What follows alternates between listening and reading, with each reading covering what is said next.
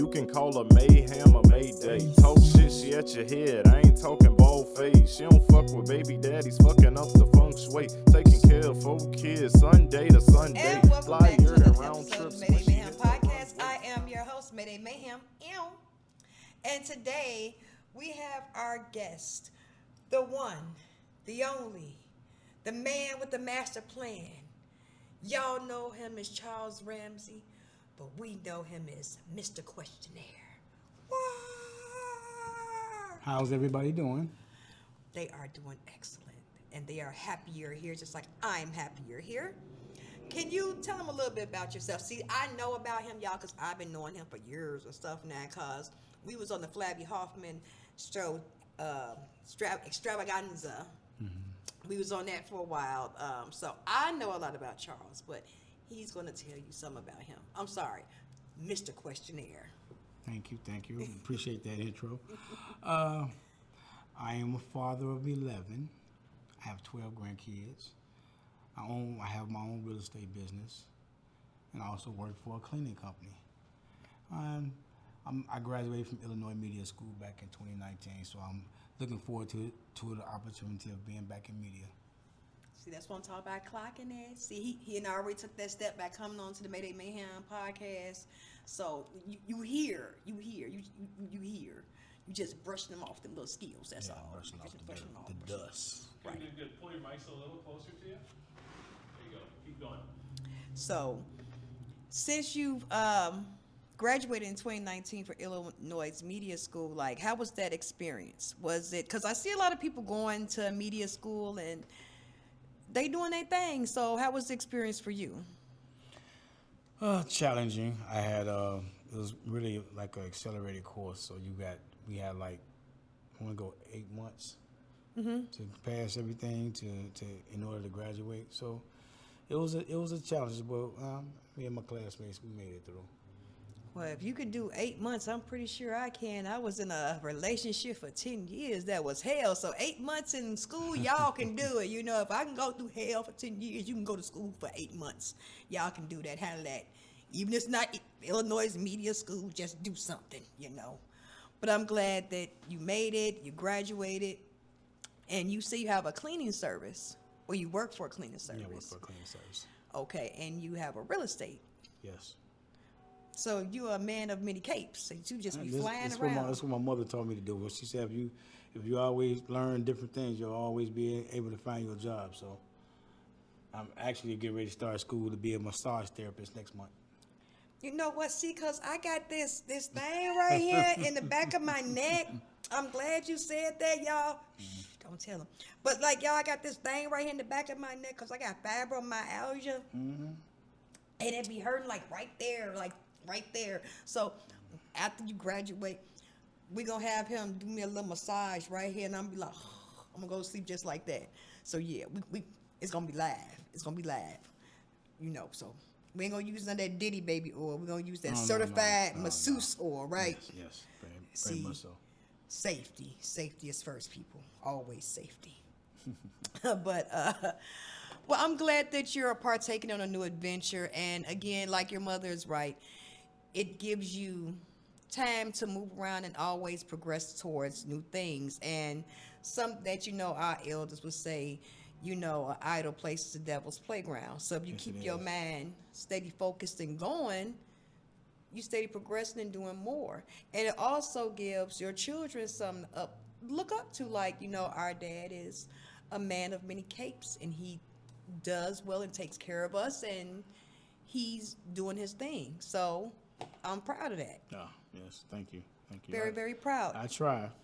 And see, a lot of men don't get credit for that. So I'm giving the men's credit. Don't come at me with no bag. Look, we got to give our men's credit when credit due. So I got to give him his flowers. There you go, your flowers. Better now than when I'm gone. That's why we got to give you your flowers now. Thank you. I appreciate that. We have to tell our men that they're doing good and to keep doing good.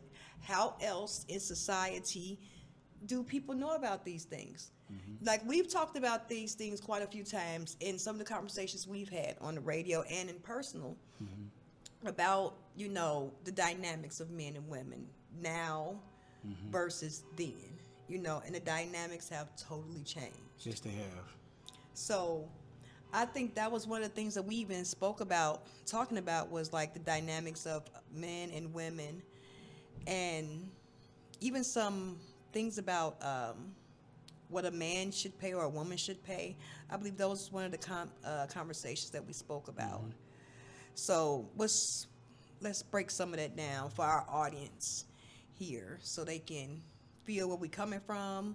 Because don't forget, this is a place of topics, taboo or not. You know, nothing is wrong, nothing is right, but we're all here to just have a conversation. Because some of these conversations people are having, but behind closed doors. You know, they ain't brave like us, you know, Right. to get out here and have these conversations. Well, what particular spot you want to talk about as far as the men and women dynamic? Wherever you want to start, because I know I've seen your Facebook post. I ask a lot of questions on my page. I think one of the things that's bothering me these days is we don't communicate as much as we should about what we want and what we desire. I think we living in the now. I want it now. I need it now. So whatever it is, and women are getting rid of good dudes for just for the quick whatever they're trying to get, money, cars, vacation, whatever it is. It's crazy out here. And the good dudes are being tossed to the side because we ain't, you know, what they truly desire and want if we can't get them everything they want. And it's the same way with the good women. We are getting pushed to the side because we don't fit that Instagram look. You know, we're not that BBL, you know what I'm saying? Because we live in a society now where everyone either has a boob job, veneers, BBL, what they call a mommy makeover, which is the tummy tucks and all that. Look, I'm telling y'all out there now, I ain't got nothing but stretch marks and sags, okay? Like, I roll them up and it fall where it lays and it be. Look, I am a mature woman. I'm not going to lie. I have 4 children, okay? And gravity weighed down on me. It really did. But I held up to that, you know, like I keep up with it. But I see a lot that women are comparing themselves to each other instead of being themselves. And that was a thing that I saw growing up. Women didn't compare themselves to each other. They was more happy in being their own. Like, you know, such and such, Keisha is good at doing hair, whereas Makita is good at doing dress designs. You know, they would get together. It was more of a camaraderie versus people fighting against each other for the same dynamic. And I think I see that a lot in society now. Yes, it's a lot of that. And I agree with you on those things, but it's sad that we look for the fast gratification as opposed to just working hard to get where we're trying to go and what we want in life. You know, because just that same money you spent on getting work done, you could just went and put some of it up and invested it and then just went to the gym and worked on yourself. There's nothing wrong with that, but the quick fix of now, it's crazy. Like it's like people are selling their souls for likes. Yes. And it's crazy, and I don't see no stopping no time soon. No, because it seems like I've noticed like what's good is bad and what's bad is good. It's like you're getting rewarded for bad behavior versus getting rewarded for good behavior. Like I say, bring back public shaming. You know, where shame, you do something bad, you don't hurt nobody, but it's just like shame on you. Don't do that. You know, it's like no consequence to some of the bad actions that people do now. There's no consequences to it. So now, of course, they get that fast gratification because there's no consequences to that fast gratification from leaving their spouses, doing time for dumb things. You have some people that say working a 9 to 5 is for lames. But that is how I got my 401k and my pension. So I liked my 9 to 5. I don't know about y'all. I'm about to try to find me another one. I'm itching for it because I need that pension to kick back in. I hear you. I'm just saying. But it's kind of hard to keep people's mind focused on the realities of how you should really do things in order to get ahead, as opposed to being to use the quick way, because media drives so much. It's like, Yeah. okay, like with the athletes, these women out here getting pregnant by these athletes, Yeah. and they banking millions. Yeah. You know what I'm saying? Millions. So now it's like, okay, let me go get fixed up. Let me make myself attractive so I can get chosen. You know, then I'm gonna go ahead and get this turkey baster.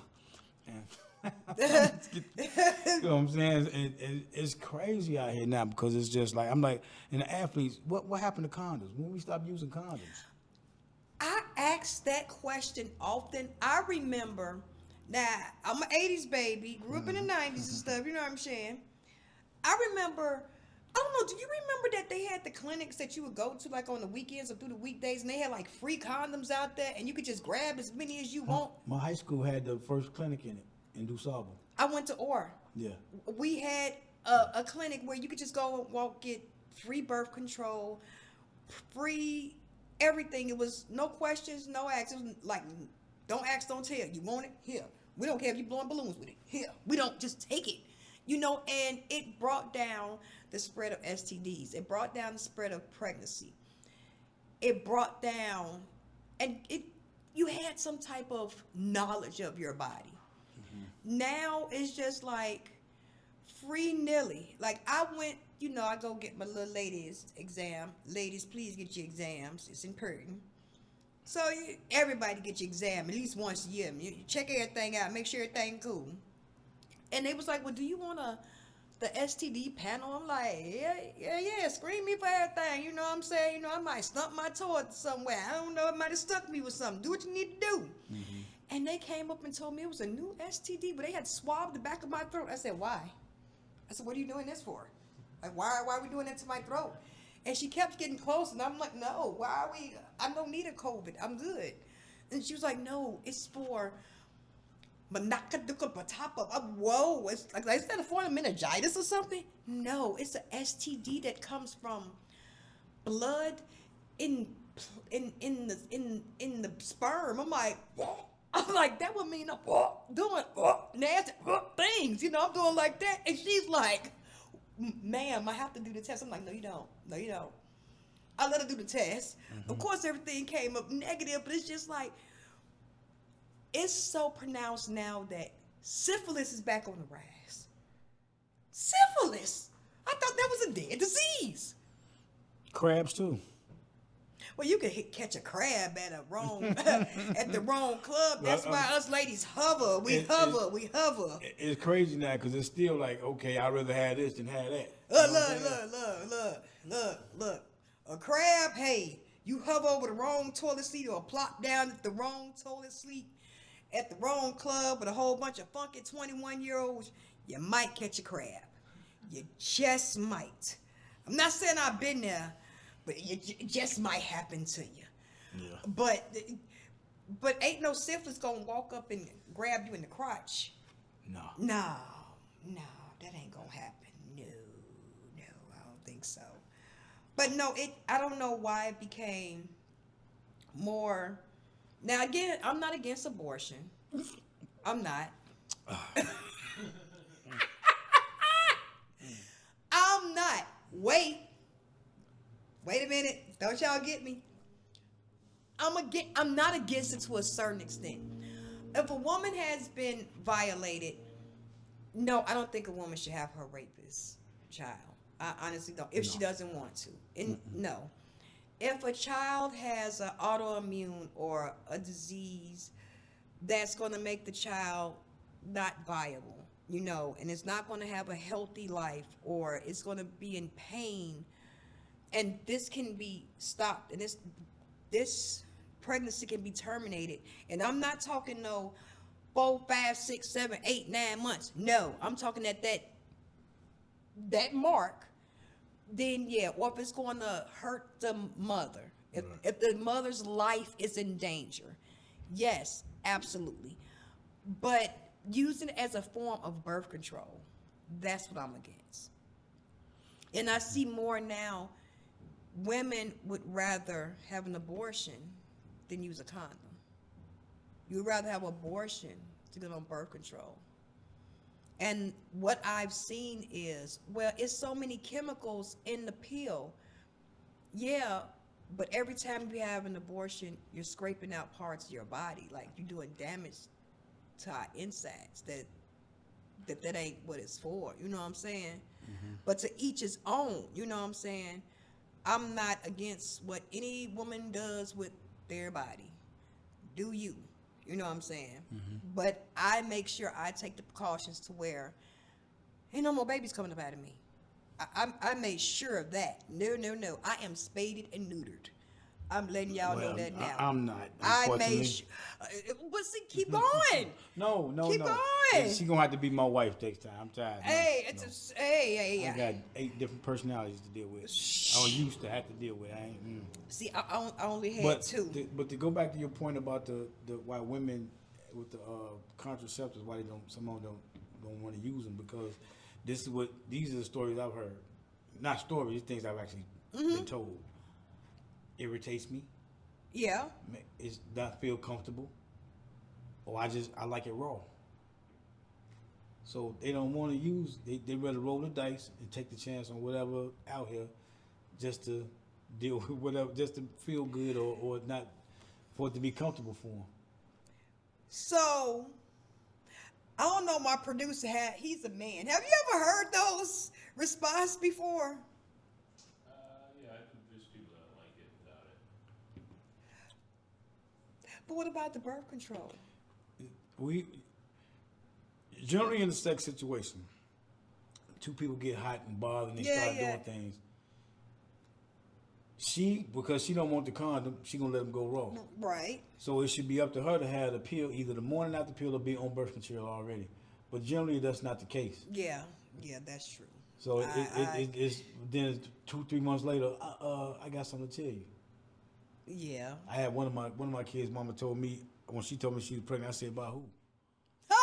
No, you didn't. I swear to God. She said, "I'm pregnant." I said, "By who?" I was like, "Oh, Jesus Christ." Oh, see, when I found out I was pregnant, I cried uncontrollably for 45 minutes. So the doctor said, "We need this room for another patient." And see, it was the vice versa, because the daddy was sitting right next to me smiling like a little chested cat. And I said, "What the fuck are you smiling for? There are 3 at home that look like you that have my personality. Neither one of us like these kids. We don't like them." Yeah. And he said, "Well, you said the next man that got you pregnant was going to have to marry you." And that's when I left, because I told his ass, I said the next man, not you. So, y'all, I only got 2 baby daddies. I only got 2, just 2. I got 4 kids, 2 baby daddies. That's it. That's all. I ain't got no baby daddies. You got them baby mamas. It takes a village. Oh, it's shout okay. out to one of my baby mamas, Christine Ayers. Today was her birthday. Happy birthday, Chris. Happy birthday. Happy birthday. Happy birthday. Happy birthday. Happy birthday. You better have something nice for her birthday. Ooh, what? She married. Ain't nothing I can do for her. So would you still tell her happy birthday? Look, She gave I your just said child happy birthday. life. So Yeah, that was nice. I appreciate that. We appreciate that. Thank you. I got you, I bro. gotta tell you this. I seen the wildest thing Friday night when I got off work. My son calls me. He said, I said, "What you getting into?" He said, "I'm finna go down on Princeton." I said, "Okay." He said, "They're giving a car giveaway." I said, "Really?" So we go down there. My daughter also stays around there, so I went and spent some time with her. And you see a bunch of cars going through. But anyway, long story short, I said, my son called me, "Dad, where you at?" I said, "I'm finna come down there now." Mabel, when I tell you the block was full of people, it was almost 2,000 people out there for a car. And guess what you had to do to get the car? This is going back to what we were talking about earlier. Guess what they had to do for the car? Twerk. Sexualize yourself. Sexualization of the body. So male and female got to twerk for the car. No, just the women. Oh, just the women. Just the women.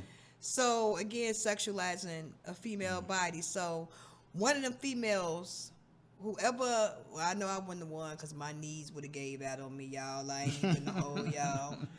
I do not have those Megan knees no more. I lost those about 15 years ago. But yeah. So did somebody win the car? I don't know. I ain't stick around.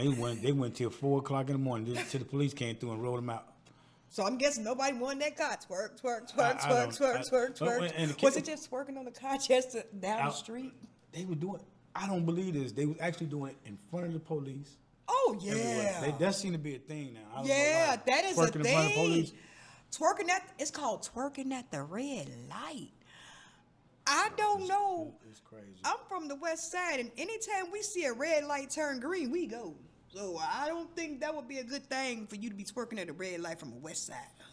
We don't do that. Let me ask you this: Mm-hmm. Do you think a lot of this is from the father not being in the home with the women and the girls and young girls? It's yes, and a combination of that. I think it's a combination of a couple things.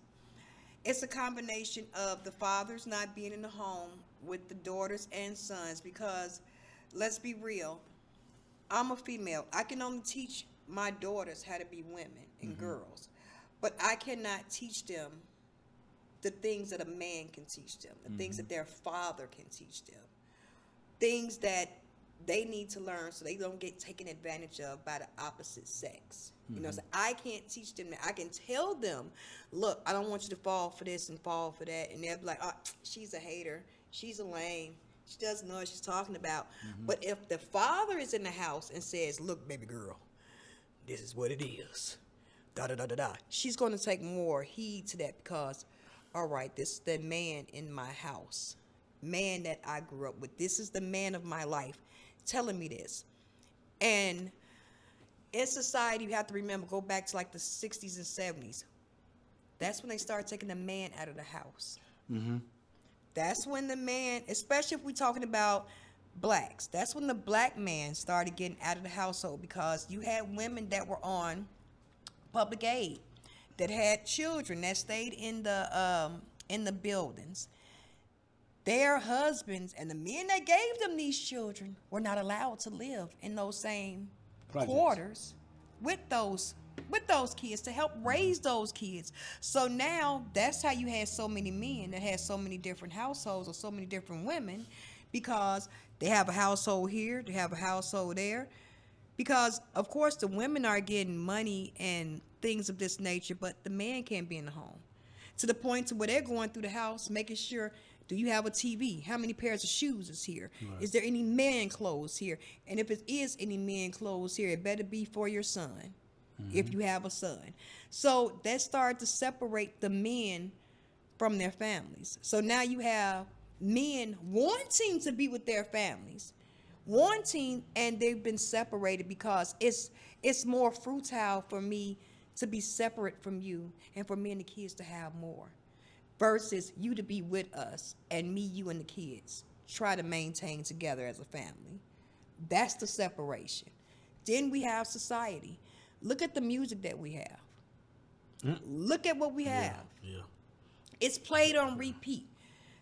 It's just like the Japan in Japan they had a study done with water some years ago. You put water in a room with positive energy, it's going to be beautiful crystals, beautiful, clear, beautiful. But you put the same water in a room with negative energy, negative music, negative denotation, the water is murky. It doesn't crystallize. It's grimy. It doesn't look good. And this is the same water.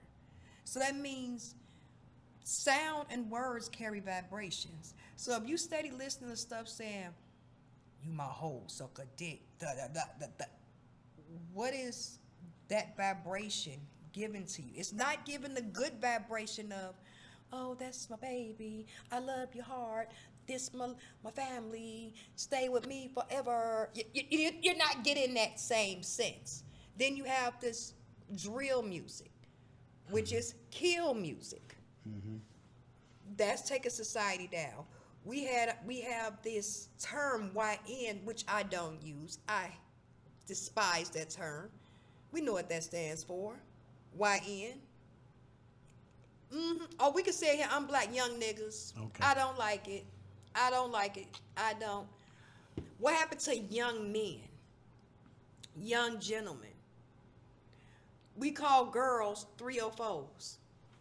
We know what a 304 is. That's a hoe. That's new for me. That's new. You know, I ain't keeping up with the young stuff, but you know. She ain't number 304. 304 shit. We used to do that back on the calculator, and that be hoe backwards on the calculator in school. Oh. So you sitting up here calling everybody a hoe. You would thought you ain't, and then they showing that you ain't none unless you know, I got like 15 bodies on me. 15 bodies of what? Roaches? No, I got humans on me. And you walking around talking about this shit? Like, what happened? Like, you know, we used to have songs saying, I ain't killing nothing but roaches and rats. Now you talking about human beings. Human beings? Are y'all for real? Human beings. And then, again, that's karma coming back. You putting all this stuff out, and this is what it gives back. So, it's a combination of all that. That's why it's more prevalent. Even if the parents have to cohabitate, have to co-parent, it's prevalent for both parents to be a part of child life. They have to. Go ahead. Come on. Well, I'm gonna give you my quick story about me right quick about my father. I was to my biological mom, I was the youngest child. She, at age 18. So instead of her being able to take care of 3 kids, she decided to just take care of 2. She gave me away to her beautician who used to do her hair. She didn't have any kids, so she raised me as her own. I was kidnapped when I was younger too, from my biological mother. My father really, come to find out later that I also have a brother. Well, me and my brother, of course, are cool, but he found out he's like 2.5 months younger than me. So, well, older than me. So, so my father was married to another woman and still messing around with the baby mama. So that's how that came up. That dynamic came about. But congrats, shout out to my late stepmother. She never treated me anything, but you know, like when I was one of hers. But I say that to say this: my father was never a part of my life. I didn't meet him until I was what, 15, and up until the time of his death, we never had much of a relationship. So me, being the person I am and holding stuff, since I couldn't talk to you in life, I spoke to him at his funeral. Yeah. Didn't sit well with a lot of people in the family, but you know, I had to speak my piece. Right. So it was hard sometimes hearing all the good stuff. It's crazy at funerals because you hear all these wonderful things about somebody, and then when you get it, then it's your turn to speak. You be like, well, that ain't what it. That wasn't my life with them. But all that wonderful stuff, no, I ain't get that. Didn't get a card. Didn't get no birthday presents, no cake, no nothing. I got none of that. Anything I got was due to my stepmother. I'm sorry that he didn't see how great of a kid you was to be a part of your life, because you're a phenomenal man. You're a phenomenal individual from the time I've been knowing you. Thank you. And it was very admirable for your mother to even give you to someone that would take care of you like they were their own. Right. And so big ups to your mom. You didn't have not one mom, you had 2 moms. So she loved you enough to give you to someone that would love you as their own. She gave you a good childhood, and we're going to have to get into some of these other stories later on. So I want to know some things. What? But, again, that's why it's more prevalent for the parents to be in each other's life. Like, I can honestly say, yeah, I was with my father until I was about 14, and my sister was 4. We were in a accident, and he left and went to Minnesota. So, I had really anger issues with my father. Like, fuck yeah, you know, it was really like, whatever, you know, until I had to grow up and mature and realize that whatever was going on with him, it honestly didn't have nothing to do with me. Like, be real, it didn't have nothing to do with me. Like, my mom took care of me. My mom took care of my sister. My mom sacrificed a lot for us to get us to where we was. My sister graduated college. Did so much. I did some college. Almost graduated. I had too many damn kids and too many jobs. I was going to school at the same time. But my mom did the best that she could to raise me and my sister. And now I talk to my dad. We cool. There's certain things we just don't speak on because we just don't open that wound, you know. Yeah. But it would have been more therapeutic to have him in my younger years, just like it would have been more therapeutic for him to be more around my sister in her younger years. Right. You know what I'm saying?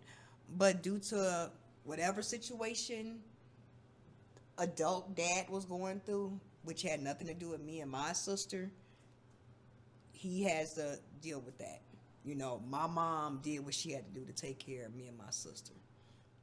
So I'm happy for that, but it would have been better if we would have had our dads there. You know what I'm saying? To at least for some guidance. Because Right. I'm pretty sure you're there for your kids to give them guidance. They ask, Dad, I need this. Dad, I got a question about that.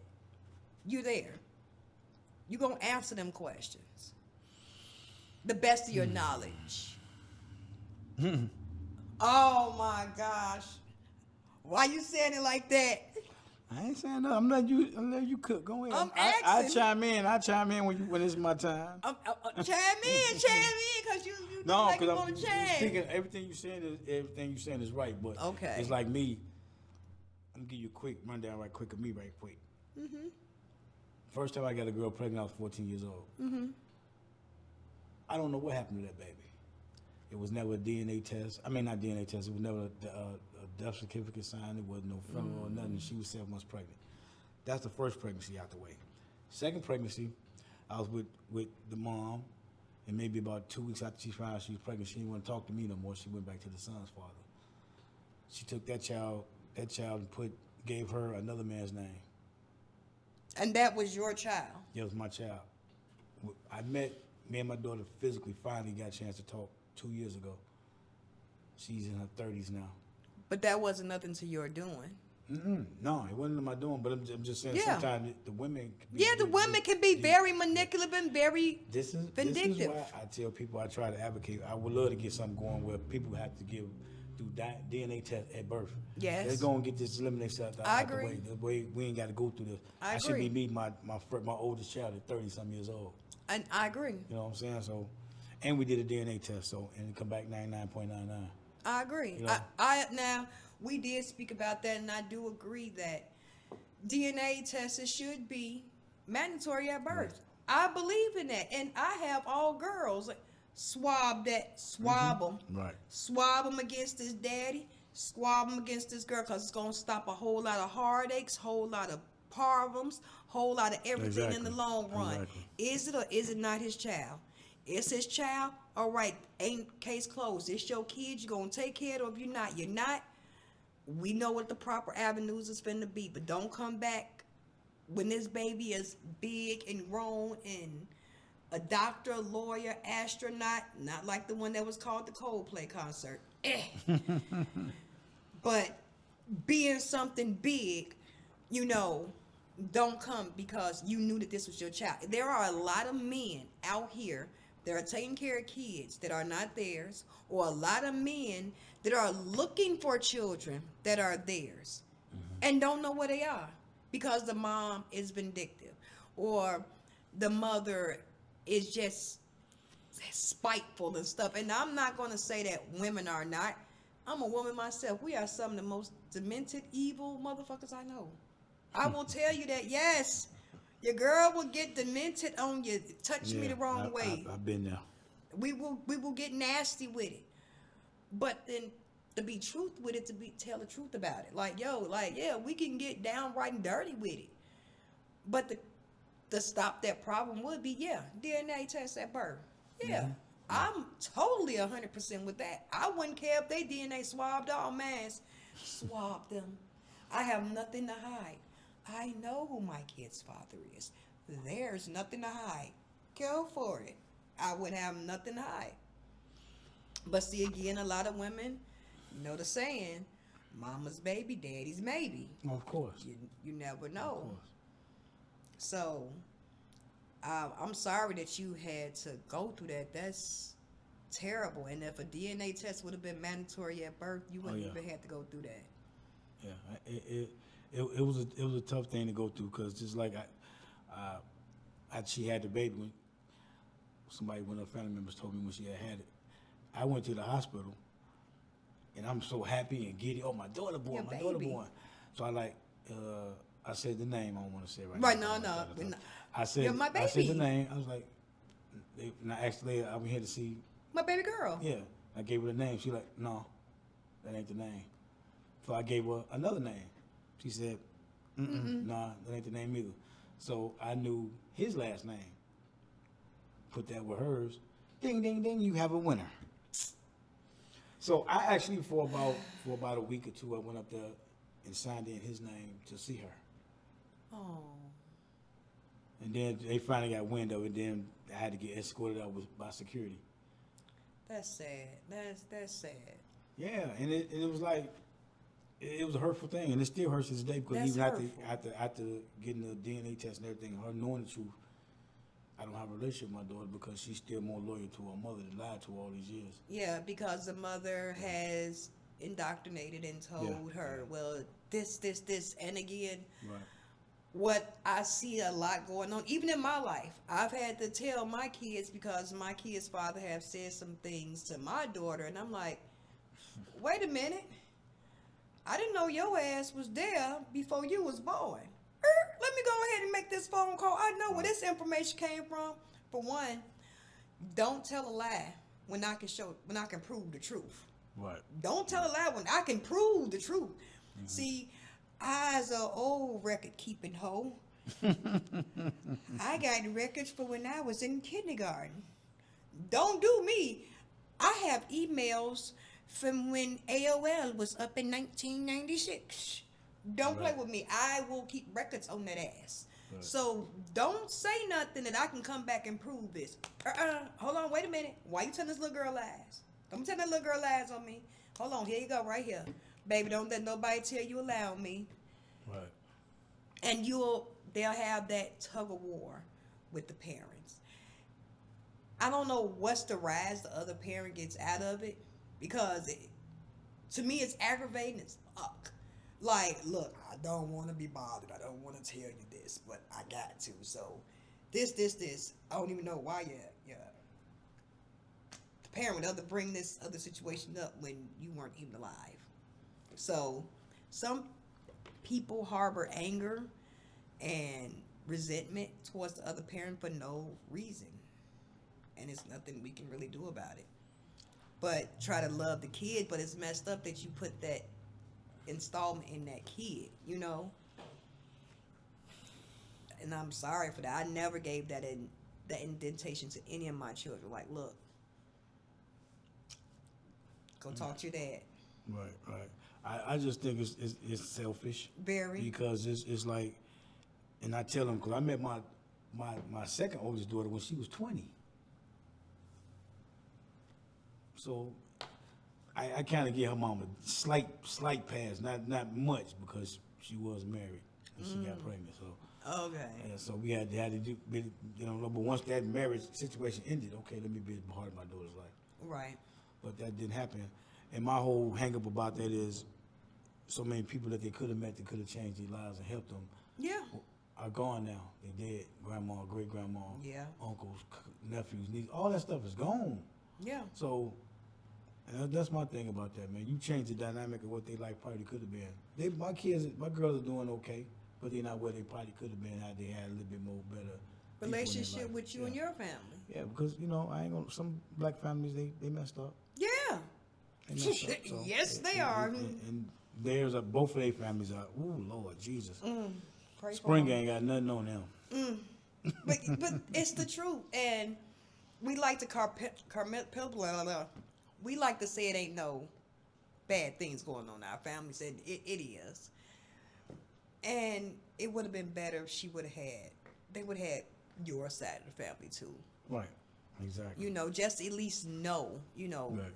This is my dad's side, this is my aunt, my grandma, my great aunt, just to know their other lineage. And a lot of women take that away from children. Exactly. Not letting children know their heritage. Like, I'm not going to stop my kids from knowing their heritage. Like, if their other grandmother ever wants to reach out, she more than welcomely can. But I doubt that she will. She doesn't want anything to do with my children, and I'm pretty sure That's sad. it's due to my complexion. So, yeah, You black, ain't you? I'm black. Yeah, So what that mean? she ain't too keen on the darkness. She don't like her coffee black? She don't like her coffee black at all, baby. At all, and that's all. And it's sad because my daughters are great kids, and they have nothing to do with their other side of their family, and it really stemmed from when story time. Now y'all gonna have to pay extra for this. Make sure you charge the card for this one. This is a good story time. My kid's father passed away about 3 years ago. Sorry for your loss. Thank you. But I'm not hurt by it. I'm more hurt for my children. Right. I'm more hurt for my kids. Because at the time, my children were 6 and 12. And they were not even able to go to their father's funeral. They didn't know their dad had passed away. Nobody called. No one called. No one told us. Even his wife. He had a wife, and I didn't know he was married. That's how much I talked to this man. I didn't know he was married. He had a wife, and he had a heart attack. He passed away, and I get a call saying from his other kid's mother, saying, "Where are you?" I'm like, "At the crib, chilling." And she's like, "Why weren't you at the funeral?" I'm like, "Whose funeral is it?" She was like, "Our baby daddy." I'm like, "What?" I'm like, "When did this happen?" And she told me it happened like 15 days ago. 15 days ago? Are you for real? And I'm like, well, where is he being buried? He was cremated. So neither was my children able to see their father in his farewell state, nor do they have a place to go visit or to memorialize him. Wow. And even when I spoke to the wife, which I had never spoke to before, because I didn't know. didn't know he was married. And I asked her, well, you could have at least told us that he passed. Well, I'm his wife. I don't care fuck about you being his wife. I have his children. I have his kids. Like, I don't care. Well, he was in surgery. I'm like, well, we should have known that he was in surgery, but you're not his wife. Ma'am, I don't have to be his wife for us to know that he's in surgery so his kids can go see him in the hospital. I could sit outside the room like, I don't got to walk in. By them being minors, I would have to take them up there, but I can sit just like this. Playing with my lips. Y'all done? Come on, kids. Right. Be like the little Sarah on Facebook. I ain't never gave a fuck. Be just like that. Seriously. Right. Literally. That's not what happened. I was told that I'm not his wife, and I wasn't trying to be his wife.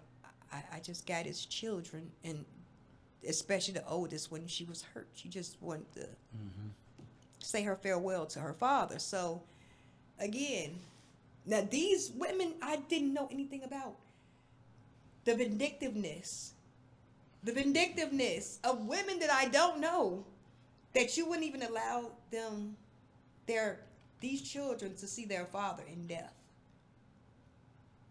So do you see I know how vindictive women can be, that you would keep a child from their father. So, again, it's sad that women and men play these games. Oh, tell me about it. Women and men play these games. I agree with DNA tests. I agree with a child should have both parents in their life. and make better decisions for their children, make sure the decisions that they make for their kids are the best decisions. But I also believe it shouldn't be other people hindering the progression of the relationship with that child. I really believe that. And you have a lot of people like in a situation that might facilitate and stopping you from seeing your child. Just cause they're angry or just cause. I could never be that type of woman. I wasn't a just cause. I had to have a reason. I don't like you. I'm gonna bust your head. Why don't I like you? I don't bust your head because you got a smart mouth. There's a reason. It's always a rhyme or reason to my insanity. Exactly. So I never understood that. I tell people, you know what, to slow down people having babies. Make it a law that after birth, the mother keeps the baby for 6 months, the father keeps it 6 months. RT yeah. want to have a baby? Hell no! That make it 6 months or either a year, either or. Can we do 3 and 3, 3 and 3? Can we do that? Hey, look, that'll stop a lot of that. You ain't got to worry about a whole bunch of babies being out here. No, cause dudes But gonna what be if like, they married? But what if they married though? If you're married, then If you're married, then I mean, only in cases of separation when you're not together. all right. Y'all know y'all saw that CEO at that Coldplay concert, right? That just happened. You know you saw that CEO at the Coldplay concert. What happened? Where he was hugged up with his HR and the Coldplay concert called it. Did you see it? Oh, we're finna play it. Yeah, we are. Oops, sorry, people. We're finna play it. I was waiting on the reason to use my computer, y'all. My producer now, he's like, when is she gonna use it? I don't know. I'm gonna use it now. I'm so happy. Yeah. And remember password, people. Shit, this be different. I'm so doggone tired of seeing twerk videos. Oh no, this is Twerk videos and fights. I'm so tired of seeing fight videos. Fight videos or twerk video. We don't have to show it on the show because everyone has seen it. Coldplay concert. Now this is the CEO. That's not it. That's not it either. Y'all don't want to see. This is it. Oh, they weren't supposed to be hugged up?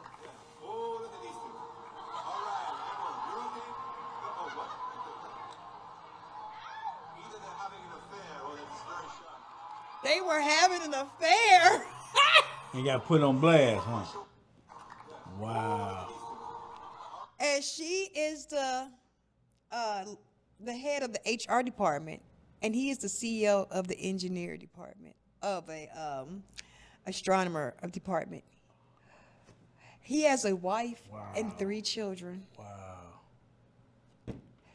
Oh, girl just hit the lottery. Yes, she did. She just, and their children are all like under the age of 8. Oh, yeah. She from the clean house. Oh, he worth like billions.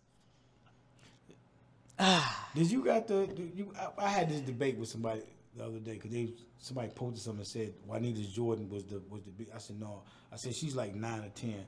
Can you bring up the highest divorce settlements? One that what's his name? With the golf ratchet, with the golf. Tiger Woods. Tiger Woods. He No. got the biggest golf settlement. No, so got the settlement. I don't think he don't think Tiger. He might be in the top 5, but I don't think he might, because I know Juanita's like 9 or 11 right now. Okay. Biggest divorce settlements. Janet got her money out of it. Oh because yeah, of the Janet. Yeah, and she married like a whole royalty baby. prince. Yeah. Biggest divorce settlements. Let's see who it was. Ooh, Bill and Melinda Gates receiving $76 billion. Jeff and Mackenzie Bezos, $38 billion. Damn, I could have been. Okay, look. Damn. See, look. They Michael Jordan wife, and they ain't even the top. They ain't even top.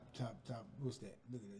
They didn't even at the top. They ain't top Alice 10 and no more. Jocelyn Weinstein. Jocelyn received $3.8 billion. Fuck, I could do $3.8 billion. Any billionaires out there that like some chocolate girls?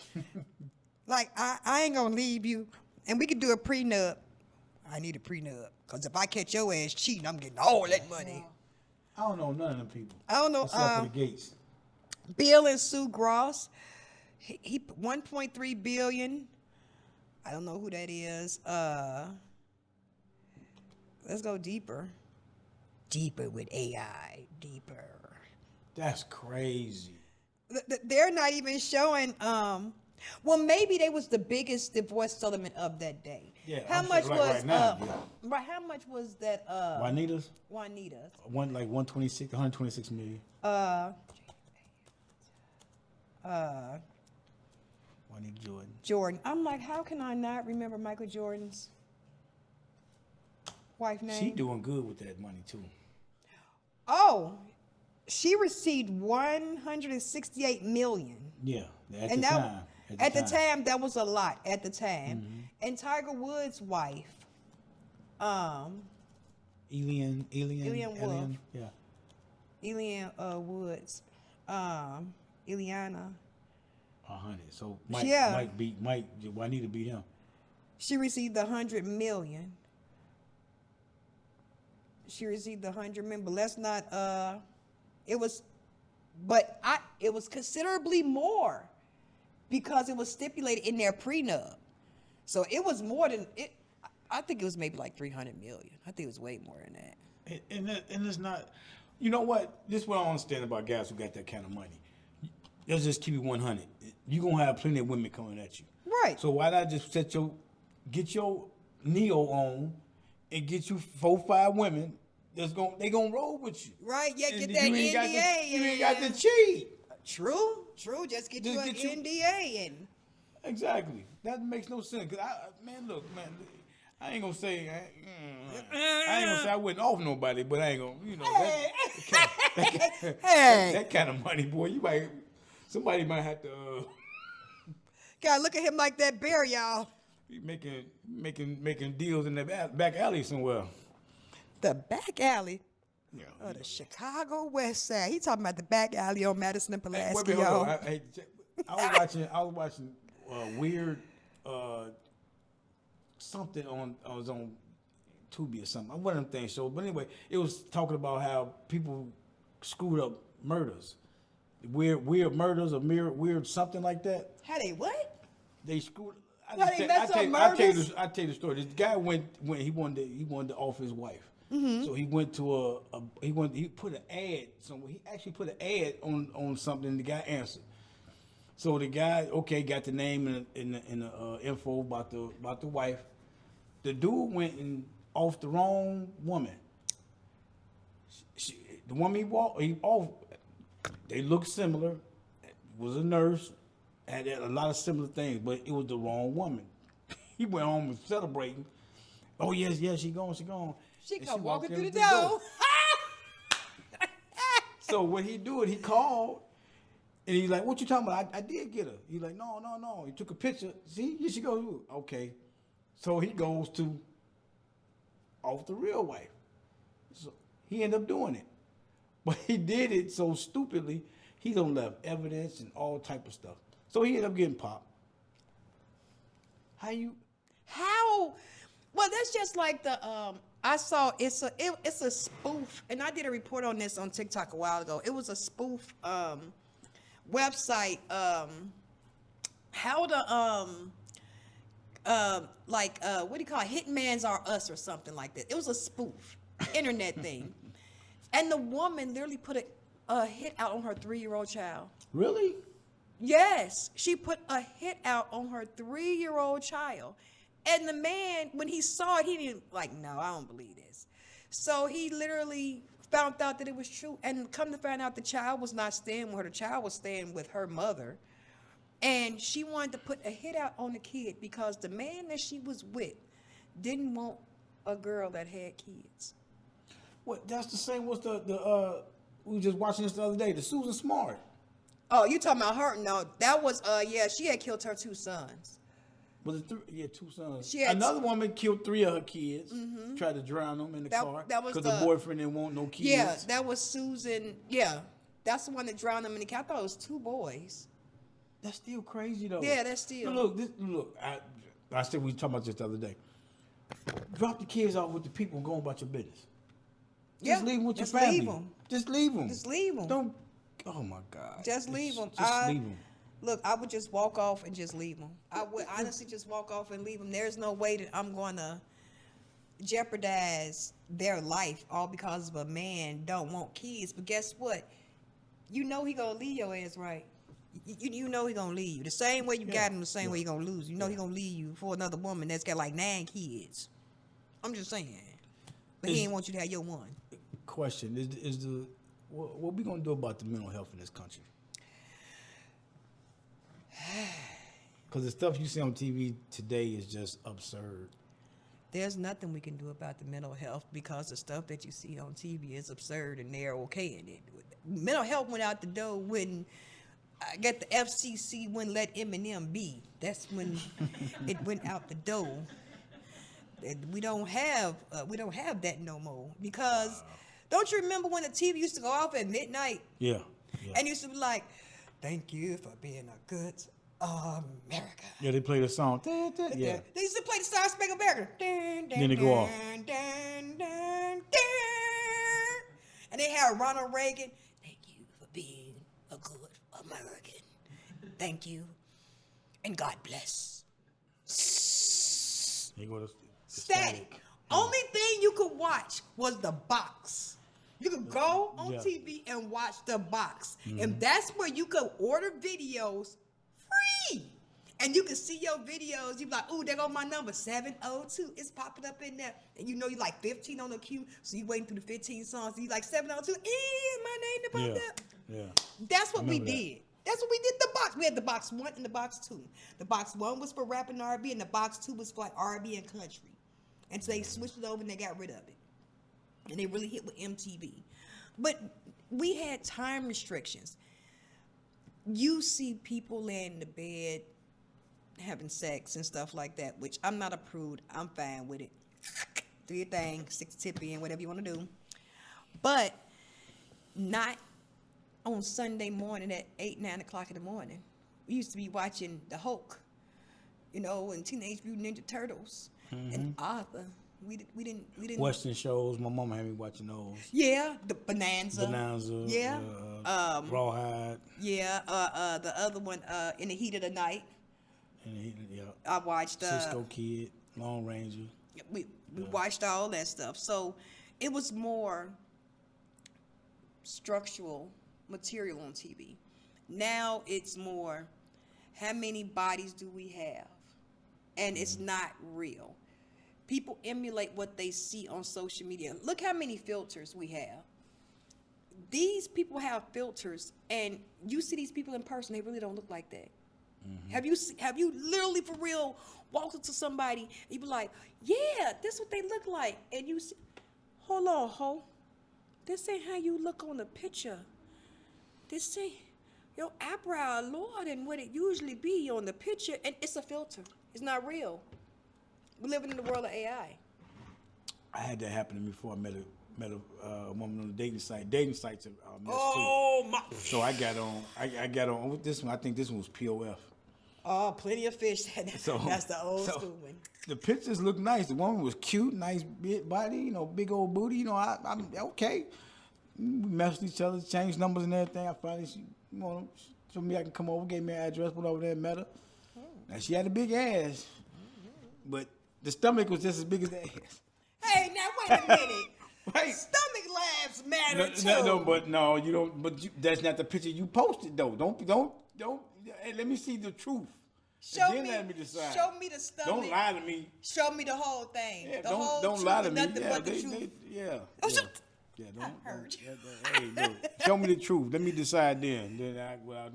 I might have gave her. I might have hollered at her if she was being honest. But if you lying in your pictures, what else you gonna lie about? That's true. That's absolutely true. I can I can honestly say the worst dating site I ever seen was Facebook. Facebook dating? Woo! I was on that too. That is the devil's ball sack. Like, why do they have that out? Mark fucked up with making Facebook because there's people on there I don't even want to be friends with, and you recommend them to me. I'm like, why? And then it's like, now you want to recommend me to date motherfuckers on Facebook? For real? Facebook dating. That is the most cynical thing you could ever do. Like, what? No. Take me back to Bumble, where the girls choose. I don't know. I met one on there. Now, the purpose of being on a dating site is what? To meet people, right? Right, to date. And you supposed to be single? Not supposed to be single, right? Right. I met one lady on there. She said, I'm married. Why are you on here then? I don't, why?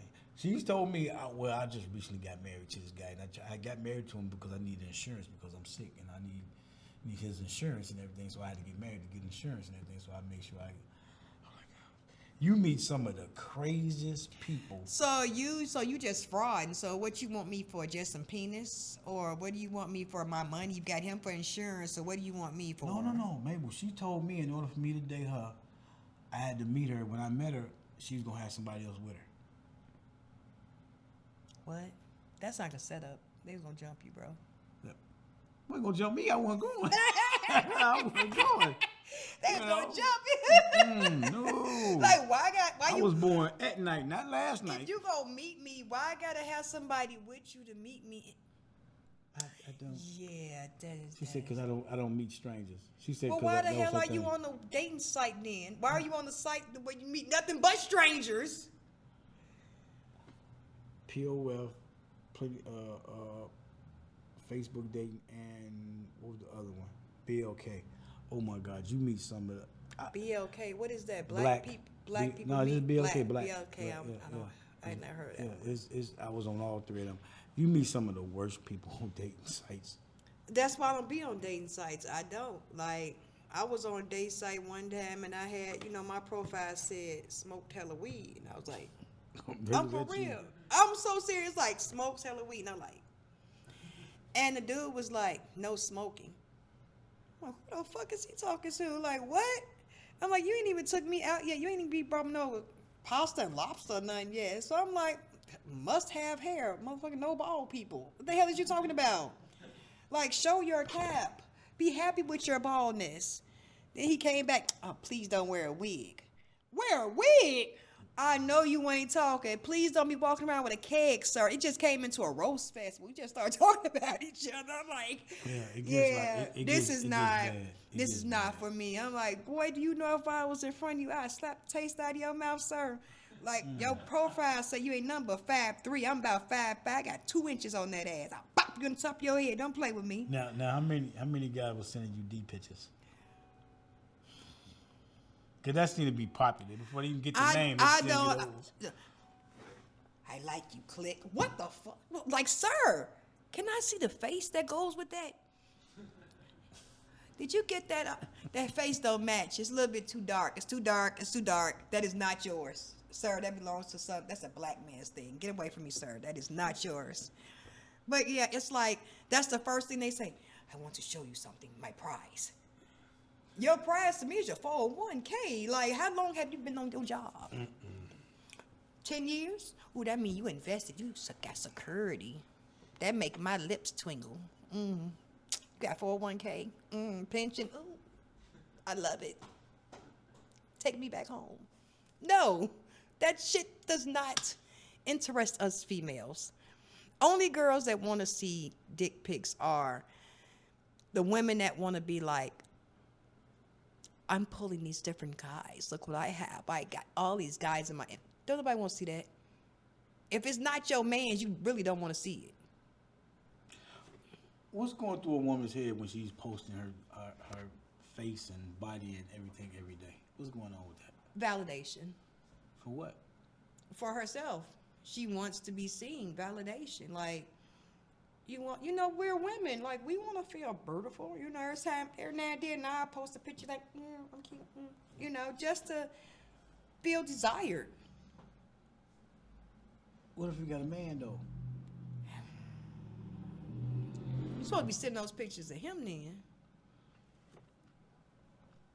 If I had a man, I would be sending those pictures to him, be like, you know, if I would, hey, click. If I had one of those, I'd be sending them to him. But I don't even be out there regular, so I don't know. But if you got again, it's still more of we want to be desired. Again, we live in a society where the next Instagram girl is getting all the likes. You know, she's getting her man's attention. Like, let's be real. If I had a guy, I know that he's probably going to be looking on Instagram or Twitter, or he might be looking at other women, because we live in a society where no soon you open this thing up and I turn on Twitter, I can show you literally as soon as I punch, it's going to be a female pop up. As soon as you put your on X, it's going to be something. Well, not right now.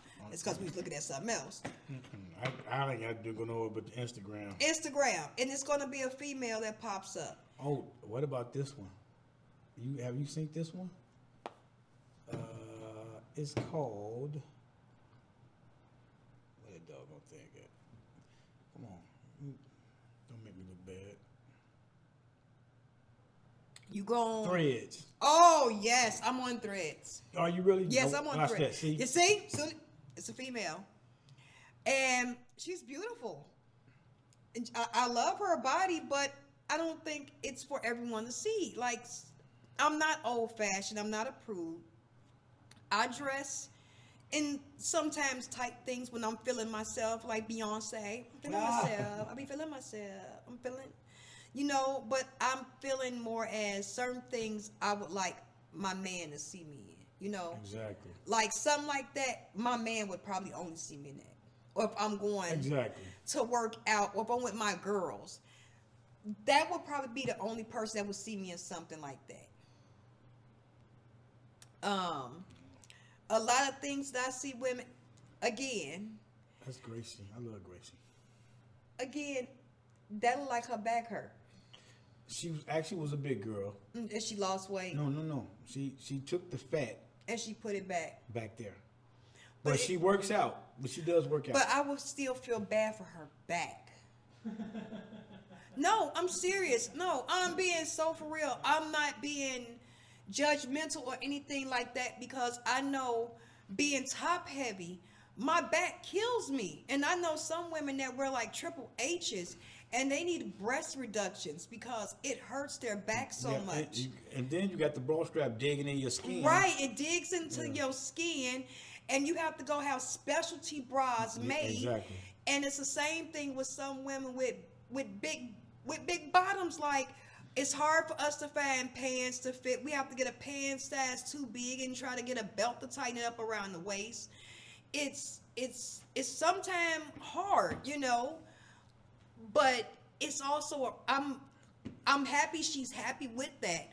But I would just feel bad for her back. Like, I wonder if she like any sciatic pain in her back or any nerves in her back. She probably is inside, and when she by herself, she might be going through something. But they're making so much money right now. And see, that's the thing. She makes money off of that. Which again, sex sells. I love it. Sex sells. I'm fine with it. But we're again in a society where as soon as you popped on their phone, you went to 2 different apps and women popped up. Mm-hmm. So if my man has these applications, no soon it opens up, he's going to see these same things. Exactly. We are visual creatures. We are visual. Y'all are visual. Women are too.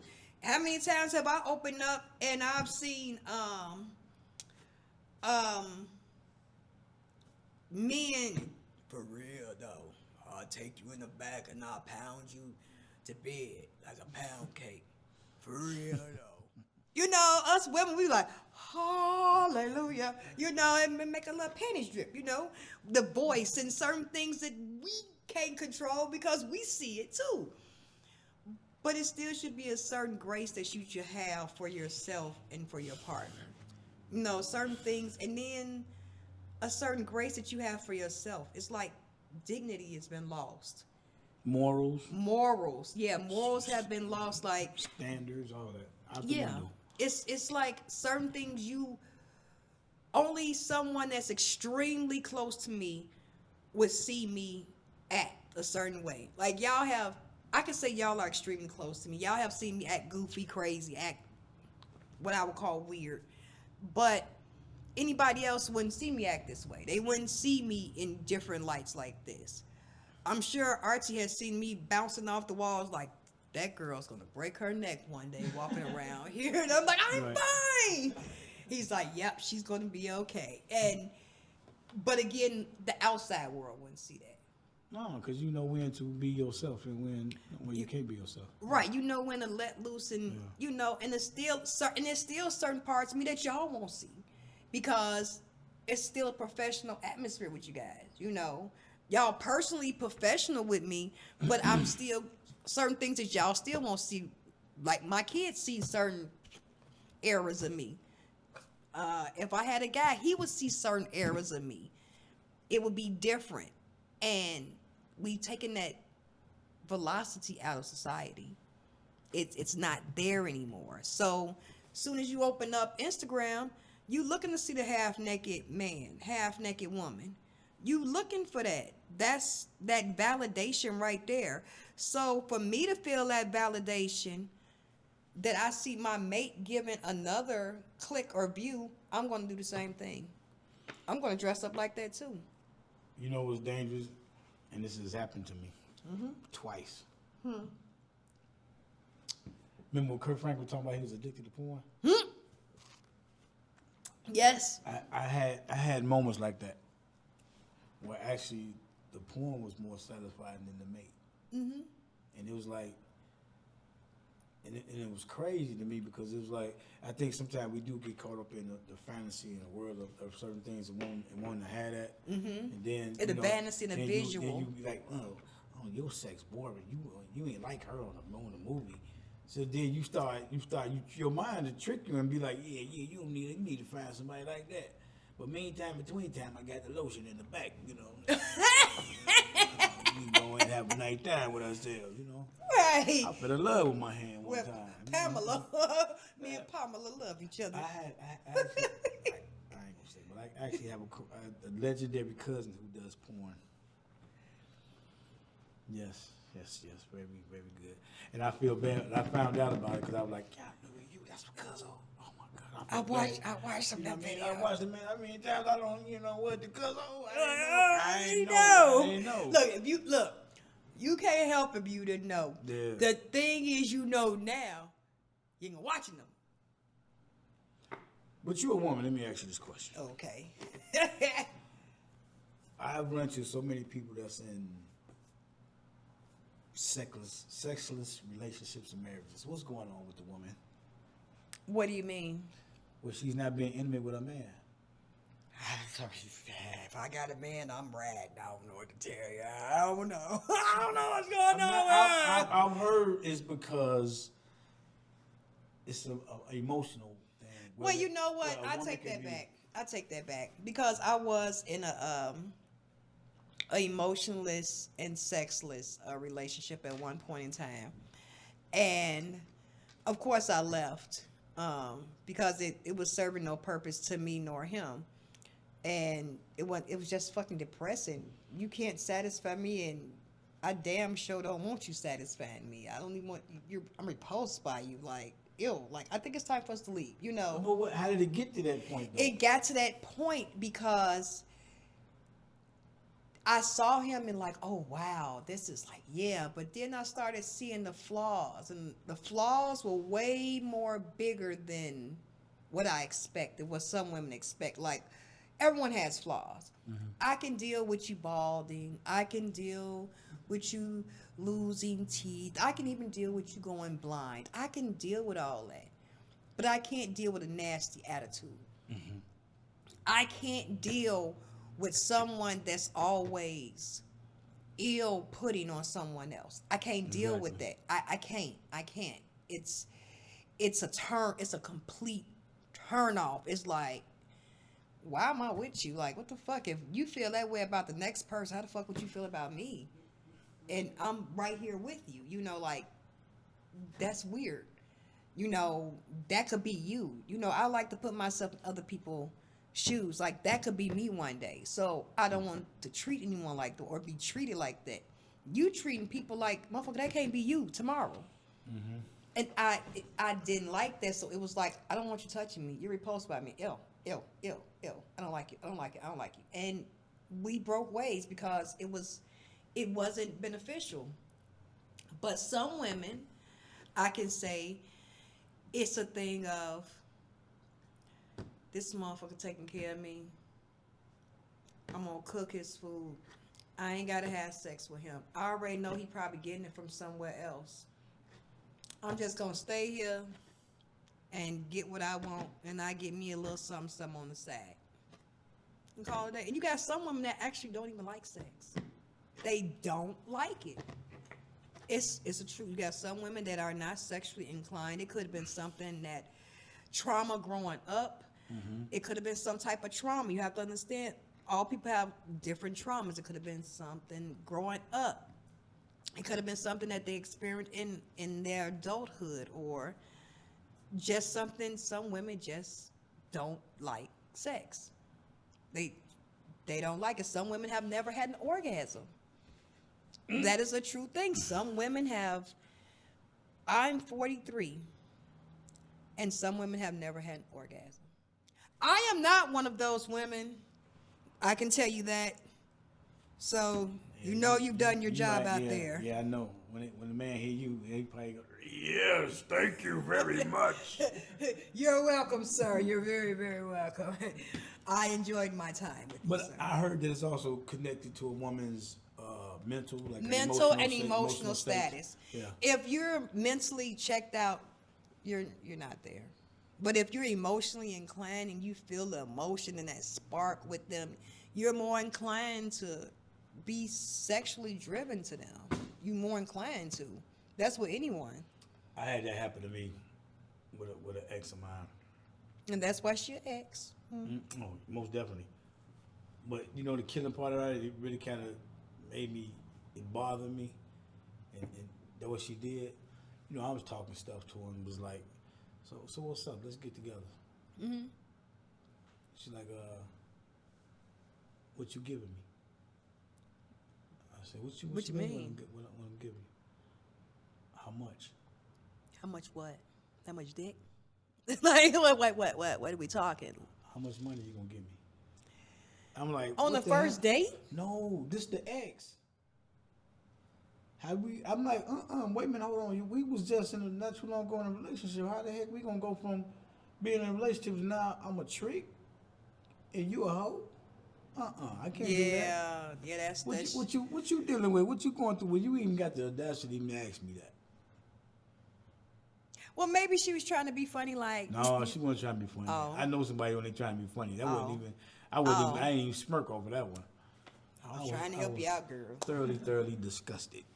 I was trying to help you, girl. I was trying. I tried. I was trying to give her wholesome help, you know. I was trying. But I've talked to, run into a lot of people, women in my lifetime like that. They're in relationships and marriages and they're not being intimate with they mate. And I'm like, why stay? I know a lot of them because it's financial and some is with the kids. And it's financial. Some don't want to be alone either. Exactly. It's companion. I don't want to be alone. It's comfort. Look, it's better to keep it and leave. It's cheaper to keep it and leave her. You know, look, I'm better off staying where I am. I already know he probably getting some trim on the side because I sure in the hell ain't giving him none. So I don't give a damn long as I got my Birkin bags, I got my house, I got my car, my kids go to private schools. I'm able to do what the hell I want to. I don't care. You forgot something. What? The rose. Oh, yeah. Got that rose. The rose. This is the picture of the rose, like this. Oh, the rose. The rose. That rose. Man, Something else. That rose. Grip on. Say, whoa, Lord, have mercy. I threw it away. I might fall in love with you. Yeah. I might give up me and mess with that rose. I had to get rid of that rose. I did. You really? Hell yeah. Whoa, you making me like you too much. I might not want no me, no. Oh, no. Had to get rid of that. Was like, no. I must go back to my primal ways. I need the men. So Yeah, but I see. It's amazing to me how so many marriages and relationships are in them situations where I got one guy I know. I talked to about his. He told me about his wife. Him and his wife. They've been married like 6 years. See, 5 of them years I've been sleeping in a room by myself. And but they're newlyweds then. That's newlyweds. 5 years. That's newlyweds. He say, well, she don't feel attractive. I said, what's wrong? I said, well, how much she weigh? He said about 180. I said, she ain't fat. She thick. That's my size. But I try to give him some points and some tips and stuff. Man, I told him, I said, man, look here, go down to your. I said, where you stay at?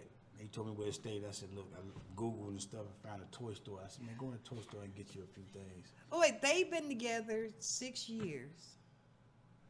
This hypothetical person, I'm saying, been together 6 years, and they've slept separately for 5.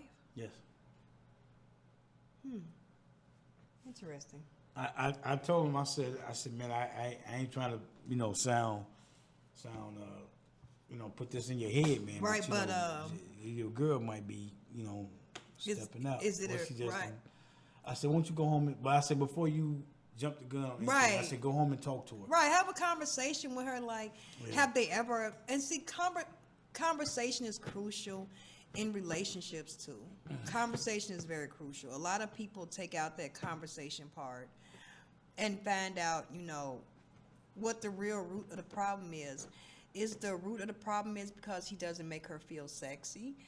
Or is the root of the problem is, she isn't as turned on by him at first? Because I can't understand if you've been married for 6 and you ain't did nothing in 5, why did you marry him then? Like, did you marry him just for security? Mm-hmm. And then you consummated 1 year and said, all right, that's good enough. Like, you do know that he can leave, but then also that makes me wonder, because some women will trick a man, be like, oh yeah, don't be coming at me, ladies, because you men do the same thing. Mm-hmm. Don't do it. I don't want y'all coming at me. Yeah, I give them a little bit just to get what I want. And once I get what I want, I dip. Could it be a situation where a prenup is in order? Like, the first one cheat, get it all, and she making sure cheating. Man, look, because we play games. Humans play games. I'm just saying. That's why I tell people, before you get married, man, make sure you marry the person you truly want, not what you need. What you think? Because I'm not. The more and more life get on, I might be looking at that Neo situation like a right, for real. Yeah, like, it might be a little better. This right, this monogamy stuff is too much. Because he's what you call that? He has multiple wives. Polygamous. Polygamous. Yeah, because I know a couple polygamists, and I know one polygamist. He's in Illinois. I know one that stays in Atlanta, and I'm like, you just got hoes. What's going on? He said, man, we all get along together. He was like, everybody. But the thing with polygamy is, everyone thinks polygamy is just, he just got all these people. No, everybody works together. Everybody works together in one household. All these women are cool with being with this one man. They're cool with it. They're okay with it because everybody brings something different to the table. I've noticed in a lot of polygamous relationships, you might have one woman may be a doctor, one woman may be a lawyer, one woman may be a chef, and then the man, he may be some type of entrepreneur, CEO or something. That's bringing all different types of mindsets into their household. Mm-hmm. And then if they have children, now their children are set. Because both parents have a good sensibility of mindset of working and education, and it's more like that village situation. It's takes a village to raise. Yeah, it takes a village type of situation. So polygamists are okay. There's nothing wrong with that lifestyle. Is it for me? No. So let me ask you this. No. Let me ask you this. Your man comes to you. He's been watching things and he kind of excited and everything. And he says, Mabel, I want a threesome. What's your response? Which hand you want to use, your left or your right? Which hand you gonna use for this threesome? Your left or your right, baby? Or you want both of them eyes shut? I'm the homegirl, not violent. But which one your left or your right, Bookie? Now, since you saying no in a different way. Okay. So tell me, No. if he wanted something like that, and he's been, let me tell you what happened to me. I had a woman I was talking to.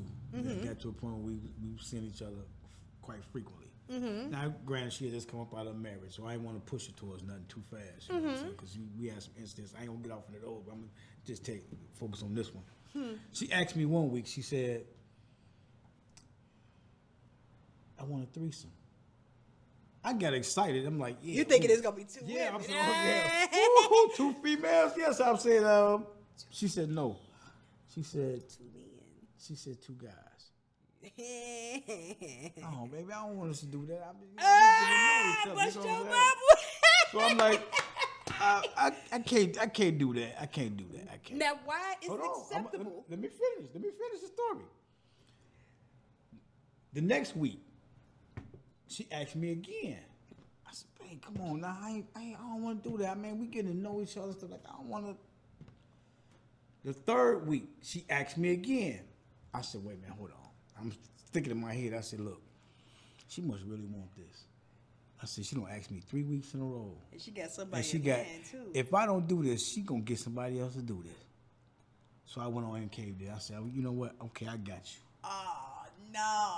I say, but people, and for those who are listening to me, please listen to this very carefully. The rules of a threesome is this: Listen, there's the rules. woman picks the woman, and the man picks the man. Reason being, you don't want her picking nobody that she knows, so that can possibly lead to something else. The same thing goes with him. True. I can agree to that.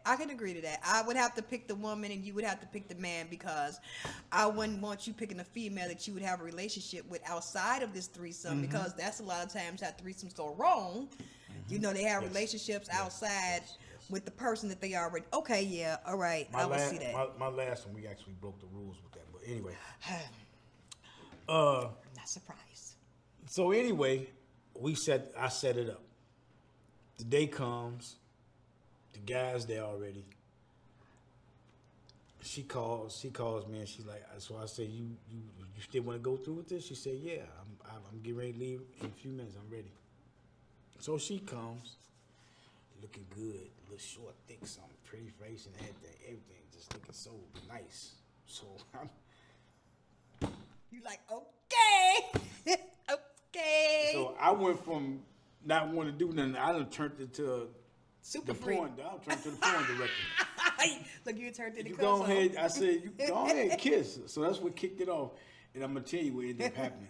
The main thing I was fearful of seeing, you know, The reason a lot of- interaction between her and another man. The thing you fear the most, I'm not saying this works for everybody, but it did it for me. It removed that, the jealous spirit and all that stuff. Because So, you were there. I know. But I'm saying, you know, you got a lot of people out here now that would kill their girlfriends, wives, and husbands. Oh, stuff, they call yeah. them cheating and something Absolutely. like that. They would do that. Yeah. Me, I tell a woman now, that you cheating on me is not the thing to make me upset. I'm sorry. Now, if you tell me my money missing out my bank account, then now we got a problem. Now we got a problem. Now, but I'm as gonna far have as to you cut giving your body to somebody, That's that your ain't- body. That's not it. That's not Right. it. Yeah. But it was amazing that happened to me like that. But I say it ain't gonna happen for everybody. But for me, it removed that jealous and everything because we ended up getting to a point where we was in a bad place, and she ended up going back to her ex, and she told me about it, and I wasn't mad. I said, "Did you enjoy yourself?" She said, "No, he still can't have. He still can't know how to please me." I said, "Well, it sucks to be you. You stepped outside your relationship and did something that wasn't even enjoyable." All right, let's go get this food. I gotta get some sleep before I go to work. That's how I played that. Damn, you a bigger man than me because I I'm would not, have. Mabel, I'm not gonna kill. You got a lot of guys that's in jail, and some women too. That's Yeah. in prison because I would walk away. they couldn't control their emotions, and they did some stuff, and they ended up losing their life and their freedom because of that. Somebody lost their life, so I walk away. Yeah, I just walk away. You get to that point, but I've been in a situation where I've been cheated on, and I'm like, nope, I will walk away. Like, this is not for me. I am a monogamous type of woman, like, because I do freaky shit, and I need to know who I'm with. Like, no, no, like that can get you in trouble. Like, right, and once that bedroom closed, like, if the neighbors hear you screaming, like, you shush. They gonna see claw marks all over you. Better shut up. Like, I'm not playing with you. It was me. It was me. But I'm serious. Like, I'm very territorial. I'm not gonna lie. When it comes to a man, I'm very territorial. No, this is mine. I don't like to share.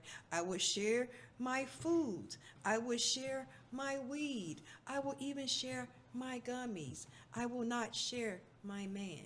I will not share my body. I cannot do that sharing. I just can't. I'm not a sharing individual like that. I can't. I can't. Let me find out. What? I'm about to come at you like Money Mike. The world is so screwed up to the point. I would rather be alone. The woman, they made women on women, two women together looks so much like it's nice, it's perfect. There's nothing wrong with that. Oh no, it's nothing wrong with it, but it's just not for me. But the two guy thing, oh my God, I can't do it. I was talking to this woman one time. I saw it and I was like, intriguing. Mabel, she was beautiful. She was a nice looking woman, put together, beautiful face, body, everything. And I was like this, just talking to her. We got to the intimacy part, talking about that stuff. She said, I like my man, if we having sex, so like, I like my man to have another man there. I said, For what? I said, what you mean? She said, no, it just can't be him doing stuff to me and both of them doing stuff to me. They got to be doing stuff to each other. Oh, I got to go. Oh, check please. I got to go. Oh. She was fine, and I ain't gonna lie. For 1 minute, I was like, no, I ain't going. You was like, no, I can't. No, do you it. was like, I can't no. do it. First, you was like, She was fine, man. you would have been like, She was fine. you was like, I'm on top, right? I do the punching, right? Yeah, right? you'll go all the way in, right? Right, just the tip, right? Just the Yeah, tip, right? I'm Just like, gonna be the what tip, the- right? Just the tip. She gonna be all Nah, right. you made me No, think I about can't do just it. the I tip. can't do Made it. me I think can't about do just the tip. I can't do it. I can't. Strictly, clearly. That's a good one, strictly clickly. This is explicit episode, you guys. So just y'all know, this is very explicit. Now, let me ask you this right quick. Yes. Snoop Dogg's wife said, because she, of course, people mentioned about he had been with other females. Mm-hmm. She said it don't matter as long as he come home to me. He comes home to me. So why is that seem to be accepted behavior when you got money as opposed to when you ain't got money? That's accepted behavior with or without money. That is accepted behavior. I can tell you how many of my friends are married. And even one point in time, I'm not going to lie, I had that mindset. I don't give up what he doing as long as he come home to me. And then I started thinking about it. Hold on, ho. If he out there doing that with everybody else, but he ain't doing this shit with you, what the hell he coming home to you for? Well, why he bringing you his nasty tatters in the house and you laying next to his germ-infested body? Why? Why are you doing this? So I had to get that mentality out of my mind. Like, no, I'm better than that. Like, yeah, I think I'm a little bit better than that on a epsilon. But seriously, a lot of women, especially married, you've invested time, you've invested children, you've invested emotions, you've invested your space, your dignity, your pride, your joy, everything you've invested, and then, oh, I don't care, he cheating on, I don't care, she ain't got this. What's the biggest carat that they have? Because I ain't with the rings and shit. Like a 10 carat, what's that, 20, 30? Yeah. I got 24 carat diamond, right? 24 carat diamond, sapphire, pink ring. that was embroidered and vested from Italy or Walmart, whichever one.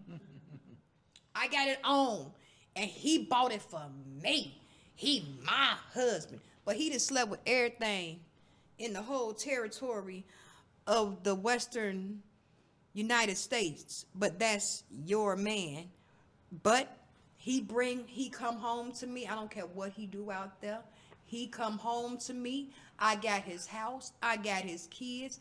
If that Mick freak die, I'm gonna get his money. So I don't care what the hell he do out there. You ain't nothing but a trick that he getting his rocks off with.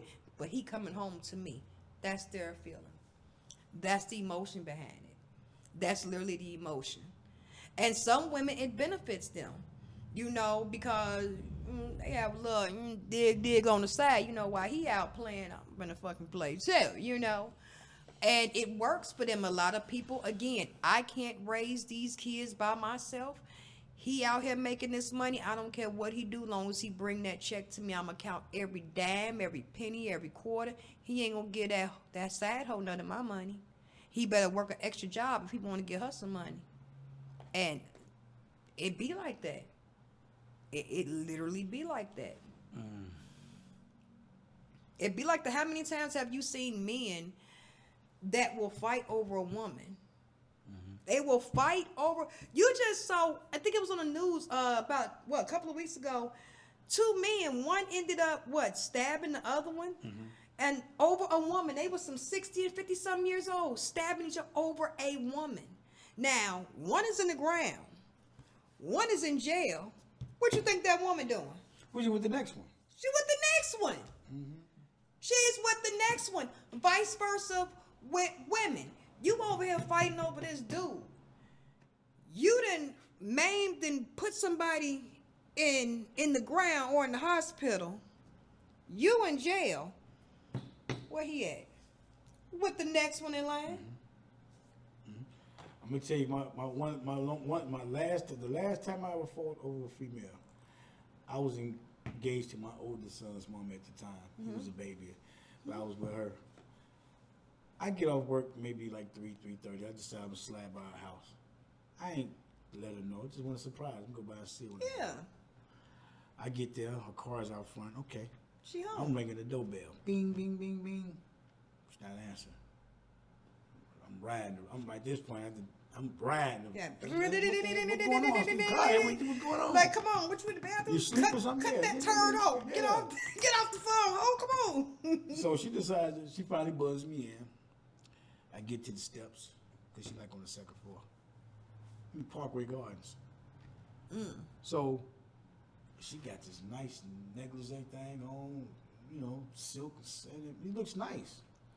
I'm thinking like, man, what you wearing that for me? Or I'm like, I just got off. Did you know I was coming over here? Yeah, what's going on? Yeah, I ain't tell you, so what the hell you Well, doing? was that what you was doing that whole time? Was taking so long for you to come to the door? Yeah, what the heck? So she let me in and opened the door while she got her daughter's father there. Oh, wow. So, I'm feeling some type of way about the situation. I can't hit her. I'm not gonna hit no woman. So you gonna hit dude? I went over there and hit him. They came and arrested me. Yeah. They took me to the police station. And Yeah. the court case got dropped out because he ain't want to go. He got dropped because he ain't want to come down there and press no charge about That'll the get you situation. arrested, So, though. yeah, but that was the last time I ever did. That's how I'd never be a dummy again. Because at the end of the day, I was the one that got the cuffs put on there, got taken to jail, Yep. while she was still At laid up home with him. And you gone Yeah. in the paddy wagon while she's still laid up with her baby daddy in her nice negligee. That was So the last time. That was my lesson. I learned that lesson. It's then. not worth it. Not worth it It's at all. not worth it. I am not fighting. I promise you. I am not fighting. I can't. I ain't fighting. Unless you put your hands on me, then let's knuckle up. But Now just think if a knife or a gun was involved. somebody could have lost their life. Yeah. And someone would have been locked up for a Exactly. very long time. And still she would have been out doing what she wanted to do.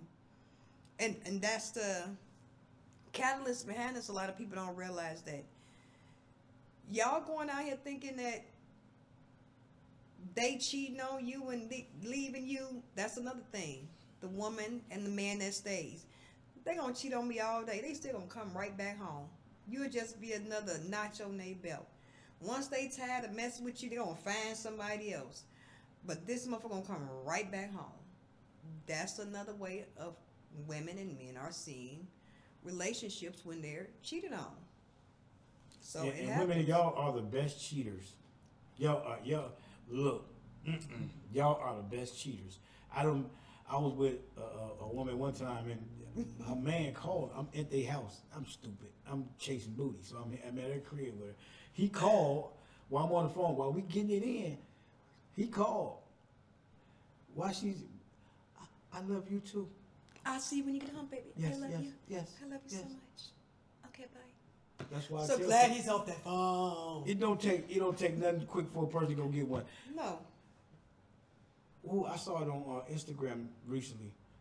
This was something else. I didn't even know about this one. The woman sent the money to the side dude for him to go shopping for her. Okay. Her excuse was, baby, I'm finna go to the store and pick up a few things. Okay. So instead of going to the store, he done already picked up the stuff already. So it's at her crib, at his house. So she goes over his crib to get the groceries, but she gets Oh, so she done already picked up this. He done already picked up the stuff for her, so she just bringing him the money so she can go get her some instead of going shopping because shopping has already been so done that for time, her. That time she'd have been burning going into the store. She's burning it with him. Wow, that's maniacal. I would have never thought of nothing like that. Damn, these hoes giving me ideas. Yeah.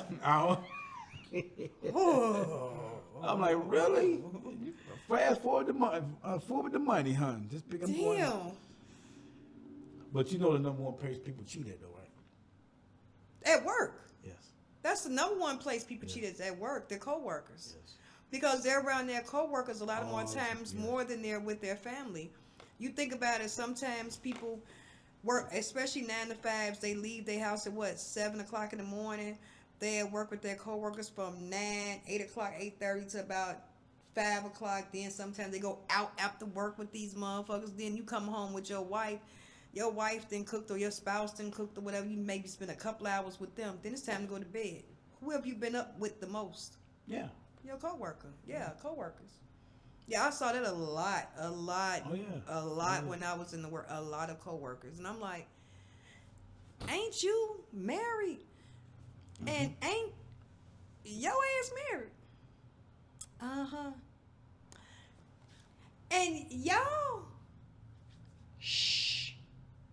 You ain't got to worry about me. You got to worry about if them motherfuckers don't find out because he look like he got a temper, y'all, and she look like she'll fight. So, So, no, it happens more often, the workplace, because they're around each other. Coldest thing I ever seen a woman do. At work, I was seeing this woman that worked there, but her boyfriend also worked there too. They worked upstairs, I worked downstairs. What she would do is she would come downstairs and see me on her break. One particular time she came down and see me on my detail. We got a little spot we snuck off to. She got her knees dirty. Ooh. So you was her at work boyfriend. Yeah. You was an at work Maybe. boyfriend. When we got upstairs in the lunchroom, why she kissed this man in his mouth? Oh!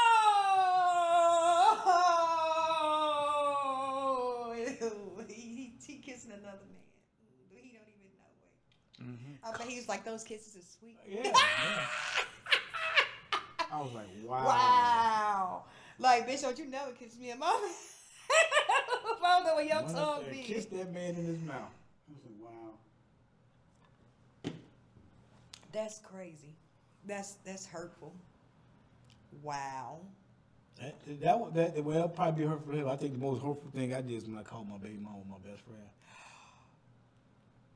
You know what? I think the most hurtful thing was when my best friend actually helped hook my baby daddy up with somebody else. Really? Oh yeah. Wow. Yeah, that was hurtful. He was my best friend and he helped hook my baby daddy up with someone else. And that was my best friend. And I'm like, I don't have best friends anymore. Like, no, no I more. don't. I think I was brought up after that. That was done. I'm like, I don't have any more best friends. Like, you literally introduced him to someone else and you were my friend. I'm sorry. Ain't no sorry. You don't even have to speak to me no more, sir. We're no longer friends. We don't. I do not speak to him anymore. No, we're not friends. I will never speak to you again. Like you. It didn't. I don't know why you felt it to tell me. Why would you tell me? I would have kept that secret to my motherfucking Yeah, grave. people don't know how to shut your mouth up about I something. I would have never told me. Like we would have still been cool if you would have never told me that. Like you were the one. Oh, cause a hoe like me had no clue. Cause no one told me. Everyone keeps everything from me, so I didn't know. Because when I'm like now, I'm here. I don't know what's going on out there. I don't know. Yeah. So when I'm in my mode. I'm not focused on anything around me other than what I'm doing. So if you would have never told me this is how he met this woman, I would have never known. It was weighing heavy on my conscience. It obviously wasn't weighing that motherfucking heavy on your conscience. You waited all these years to tell me now? Now? Oh, I'm good. Don't talk to me no more. No, thank you. I'm totally fine. So, yeah. And see, this is why I tell people the way things are in the world, things I've seen and been through in my life. Mm-hmm. In order for me to settle down with somebody that's she got to have some qualities I really look for besides the bedroom. Absolutely. And she got to have some goals and ambitions. That's why I got two questions. My main two questions I ask some people. Y'all listen to this. The first question I ask is, what are your goals and plans for yourself? Mm-hmm. Because if you ain't got no goals and plans for yourself, What can you do with me? Right. Second question, if we were in a relationship, what would your goals and plans be for us? Right. Because a lot of times people get in relationships and stuff like that, they ain't got no goals. Oh, is it because, he look good, he got this, he got a big penis, I do it? No, it has to be Well, some. you got to have some, because I tell people get caught up in the honeymoon stage. Oh, you knew, of course. But after that wears off, then Once all the what we working on? the shine and gram wears off, Right. then where is your mentality? Yeah. Where's your work ethic? Where's your Exactly. your actual emotional state? Where, like you said, where do you plan to see yourself in 5 to 10 years? What is your goal for yourself? Where do you plan to see yourself once you do find that person, or if I am that person? Where do you see this adventure going? Exactly. Not just to stay in one spot. You know what I'm saying? We have to grow and evolve. I don't want to stay stagnant in one spot with a Exactly. person. I want to grow and expand. Me, I'm the type of person, I'm pretty sure whatever mate I get, whatever man I end up with, we'll probably end up working together. I'm pretty sure of that, because they're going to have probably the same ambition I have. Mm-hmm. They're going to have the same strive and thrive I have. May not want to be as much in the limelight as me, because I don't mind speaking on camera or anything like that. Or they may want to be in that same stratosphere with me. I have no problem with that.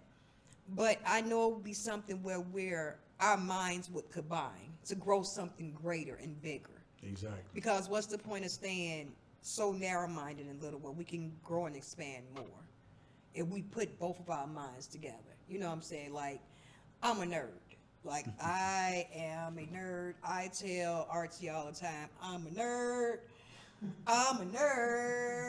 I be telling him about we still got to do the podcast is coming about the Mandela effect is coming, but this was more pertinent right now.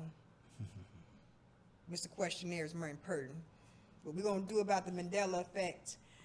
But, I read a lot. I try to digest as much information as I can, because you don't know when the information is going to be gone, to be honest. But I'm pretty sure my partner would be just as analytical as me, but maybe not in the same way as I am, because we're going to have some differences. I don't want no one exactly like me. No one exactly like me. Now, wait a minute. We got to have some differences. Am I dating my brother here? Like, yo, wait, that ain't that illegal in some states or in this country or something? Like, that's illegal. So, I have to have someone that's similar, but also different. You know, even if we have difference in opinions, we can still come together with some type of solution.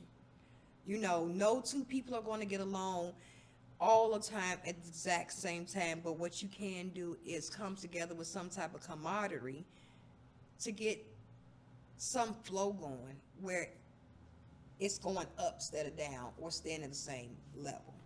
And that's what a lot of people get with people. Some women get with men that are jealous of them.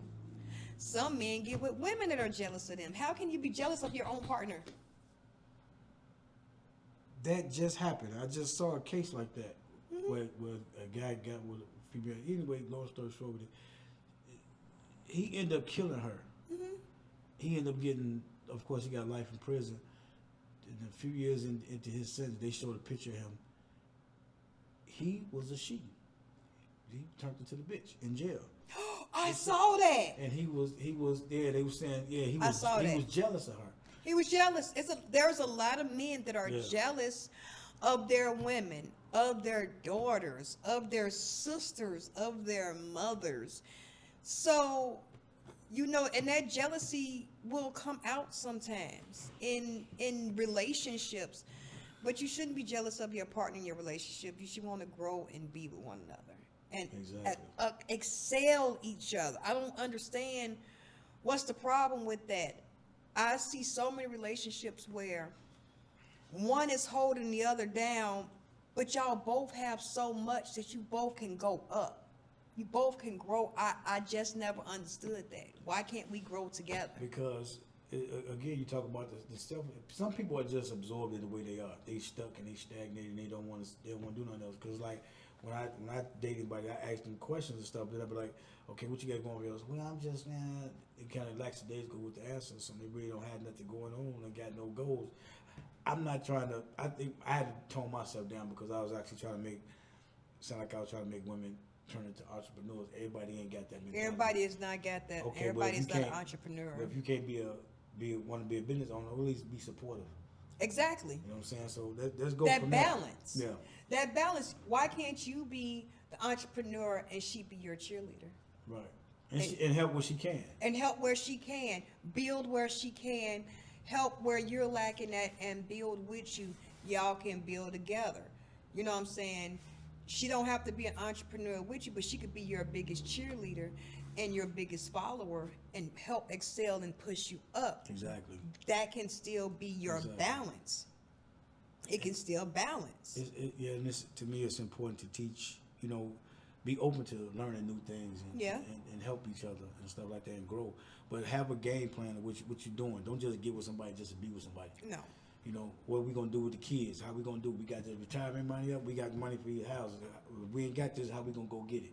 Mm-hmm. You got to have them conversations. It can't be just about what she doing or where we going or what we spending on this. I get to go get the latest, and that stuff gets old. It's so materialistic. It gets old, and then again, like Kendrick Lamar said, you strip all that. Then what are you? You take all that zeros out your bank account. You take all that off of you. Then what are you? You're just a shell of a human. Do you have any oomph about yourself? Who are you? Exactly. You have to have some type of self-awareness of who you are. And a lot of people don't have that self-awareness of who they are. Like, look, I know what I want. Right. I know how much I need. Mm-hmm. I know how bad I want it. And I know what I don't need. And I know what's bad for me. I can decipher what I want in a man, what I don't want with a man, what I strive for or what he should strive for. I understand all that. I know everything that I want. Now, will I find it? I don't know. I don't know. My list kind of tight there. Yeah. No, it ain't that tight. I just ask for a person to be themselves and just be the best version of themselves that they can be. That's it. Like, no, you don't have to be driving a Ferrari or a Bugatti or a 2025. What's them damn cars? Teslas. The Teslas. Yeah, you knew exactly what I was talking about. The triangles. Right, the boxes. The triangles. Yeah, you know the little Jehovah Teslas. Whatever the Illuminati cars. You know, you don't have to be driving one of those. You know, long as you have your mind in order, your mental is stability, your mental is stable, you have a stable self, we'll get along just fine. We will get along just fine. Just fine. Don't lose yourself in me, and I'm not going to lose myself in you. Just stay how you are, and we'll get along just fine. Wouldn't be no problems. And a lot of people try to also emulate what they see in their partner instead of being themselves. They want to be like, I want to be just like Jack. No, bitch, you need to be like Jill yourself, because that's what Jack fell in love with. He didn't fall in love with a self version of himself. He fell in love with you, and now you're trying to be like him. Exactly. So it's literally, everyone has to take that line and make sure that they are very pronounced in that line. This is what I want. Just like this line is right here. This is what I want. Either I'm gonna cross it or I'm gonna not, or I'm gonna stay right here on this middle. But you gotta make a choice. You can't straddle the fence. No, exactly. And ladies, please, if you're not going to be, this guy's not going to be your main guy, stop introducing men to your kids. Thank you. Stop doing that. Don't do that. Don't stop introducing, especially if they ain't got no father figure in their life. Because what happens is you also damaging your kids when you do that. Because Absolutely. this guy might be a good dude, and he coming in doing this. The kids get used to it, get attached to him. And then you break up with him, and now this is a good man that's gone out of the kid's life. Exactly. Stop doing that. Don't do that. I can honestly say, I haven't dated anyone, so my kids haven't been introduced to anyone. No one. So, and I'm strong with that. Like, if I'm dating, I have dated men in the past, and they have not met my children, of course. Because I'm like, no, every motherfucking body don't need to meet my kids. Like, no, why do you need to meet my shorty? For what? Why? Why do you need to meet my children? I don't think you need to meet my kids unless we are finna be serious. Exactly. This is serious where, okay, we've been seeing each other for a minute. I think this is getting serious to where we want to start maybe introducing each other to family members. You know, maybe, hey, mom, dad, this is such and such. Yo, kids, this is my friend, such and such. Start introducing people, because now you seeing a vision with this person that's going to commingle. Mm-hmm. You have seen that, okay, me and this person been kicking it for a minute. We have the same core values. We have the same kind of trajectory where we want our lives to go, and we feeling each other. I think it's time to introduce our families. Then introduce your kids to men, and men vice versa. Don't be introducing your kids to these random ass females. And these females out here talking about they finna be stepmama to these kids, and you don't even have a proper relationship with the real mama. Like, let's not do that. Like, let's actually be mature adults, because we're not dealing with just little animals. These are little people that are grow up to be adults. Mm-hmm. And they watching everything we do. So it's best, to set that example. Don't be introducing your kids to these men, and men, don't be introducing your children to these little random ass, as my children would say, 304s. Yeah. That they are revolving door, because that's not going to make a good system with the mom, and it's damn not going to make a good system with the kids, because they're going to see a revolving door of women, and that's not going to be good for the boys or girls, because they're going to think, well, dad had a revolving door of women, so why can't I be like that? And a lot of us girls, we end up marrying what our father was. And I'm glad none of my kids did that, because I think two of my girls, the most kids they got is 3. So I mean, my boys, my oldest son only has one, and my second oldest son, he lost his son a couple of years ago. So, but it's thank you. So they listen, because I told them. But see, that's the thing. You talk to your kids. I told them, no, you don't want to do with that. Daddy was just going through things. So I get that all the time. Oh, you just been a hoe. I said, no, I've been a hoe. I tell people, I'm not ashamed to tell people about this, because I want people to know that this happens to men too. Yeah. I was molested at 5. So, and I tell people, you see what happened to R. Kelly, right? Yeah. It's a reverse. I had a reverse effect. I didn't do what he did. I just started because I was introduced to women at such an early age. You just started That's when- having that's sex just with how I women early. mess around with girls at the age, and that's what happened with me. And when you go through that type of trauma, you don't have no type. You ain't go through no therapy. I ain't go sit down with nobody. It just manifested itself the way it did. And then when I was dealing with all these broken women, you know, They had broken trauma people, Yeah, they had themselves. trauma. Yeah, exactly. So that's what happened. Because I mean, I think somebody's pregnant every year in the 90s. Yeah, because your kids are like stair steps. Yeah, Your kids are stair step. yeah. So yeah, and again, trauma, and it wasn't dealt with, and I am so sorry that happened to you as a child, that person did that to you, and I hope that they were taken care of, in the judicial type of way. No, I didn't get that far. Mind you, I'm 5 years old, so you know it's a girl. I didn't tell my okay. mother about the situation till I was maybe in my 30s. So it was long past. Long Yeah, past. so it was, But hopefully, karmatically, she got hurt. yeah. Because that's a child. A child is a child. I don't care who Yeah, it is. yeah. It's a kid. It's a kid. You don't violate a child. I don't care, man, woman. It doesn't matter. You don't violate a child's innocence. Right, You just right, don't do right, that. And again, that made trauma on you. And instead of you turning that trauma into something as a sexual deviant or anything like that, you literally, no. Not in the Kale's way, but you know. Not in the Kale's way. Kale's was, I told you I got somebody pregnant when I was 14 years old. but that, look, in the 90s, everybody was pregnant at 14, 15 years old. I went to Orr High School. Do you know half of us was pregnant coming in there in our freshman year with 2 and 3 year old babies? That means a lot of us was pregnant at 13, 14 years old when I went to Orr in 96. So, yeah, I went to Orr in the 90s. So, that's nothing. But you didn't violate anyone. You didn't obstruct any of the same things that were done to you onto someone else. Unlike what R. Kelly did, and allegedly what Diddy has done in his cases, the things that we've heard allegedly about Janice Combs.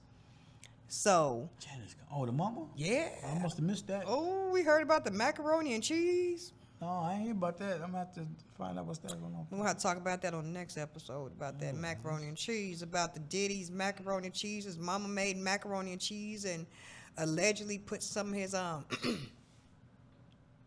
Oh, really? Wow. and was mixing it up and feeding it to Cassie and them. His seed. Yeah. Can you? Can I what? It's Can I? I'm like, when you hear certain things, it's just like, wow. Like in Kale's case, how much time should the parents have gotten? They should have gotten time too. Because, but see, you have to think about in Kale's case, the parents should have gotten time as much as him, but you have to think about that era that was going on. It still goes on today. How many times do you see a 16, 17, 18-year-old girl with a 20, 30-year-old man because he got money and the parents okay it because he got money? My daughter, mama, same. Yep, she was Because he got money. Versus, to me, that is statutory rape. I'm sorry. I don't believe a 20-year-old should be with a 40 or 50-year-old. No, absolutely not. I do not believe a 20-year-old woman should be with a 40-year-old, 50-year-old man. Absolutely not. Why? Because a 20-year-old, she does not even have a mindset. She doesn't even have her own ways. And then, to late me, 20s? late 20s is different. 25, 26, 27, 28, that's different. I'm saying 20. I'm saying, you're safe. You're safe. You're safe. But no, I'm saying like 20, 19, because, okay, 18, because they say they're legal. 18 and a 40-some-year-old man. No, you're grooming. Because this girl doesn't have her own mind. She's just not leaving her fucking parents' house. And now she going into some other man's house, having to live by his rules. You didn't had times to make fuck ups in your life that she haven't even had time to do. Exactly. And now you taking that from her, and then you want to make her pregnant, barefoot and pregnant in the house. Oh well, her eggs are better, but your sperm is old.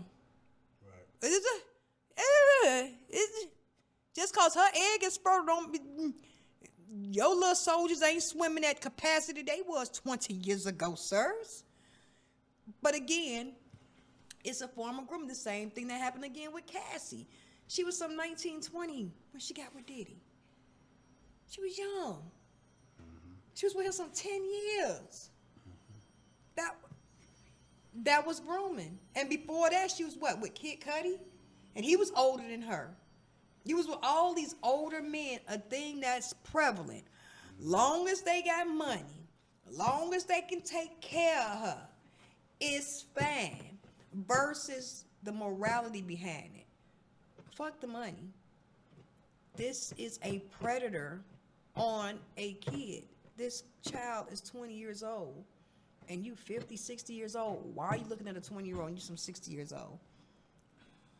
That's like looking at your own kid. Like I can honestly say I have been hit on by 20-year-olds. And I'm like, go get your daddy. Go. Your daddy look anything like you. Your daddy married. Go holler. Go find your daddy and bring him to me. You do have to have limitations with that. You can't be.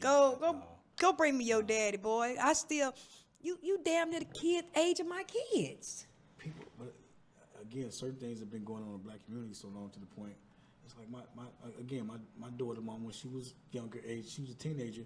She was dealing with the older guy, and he like in his fucking 40s or 50s already, and she a teenager. And guess what?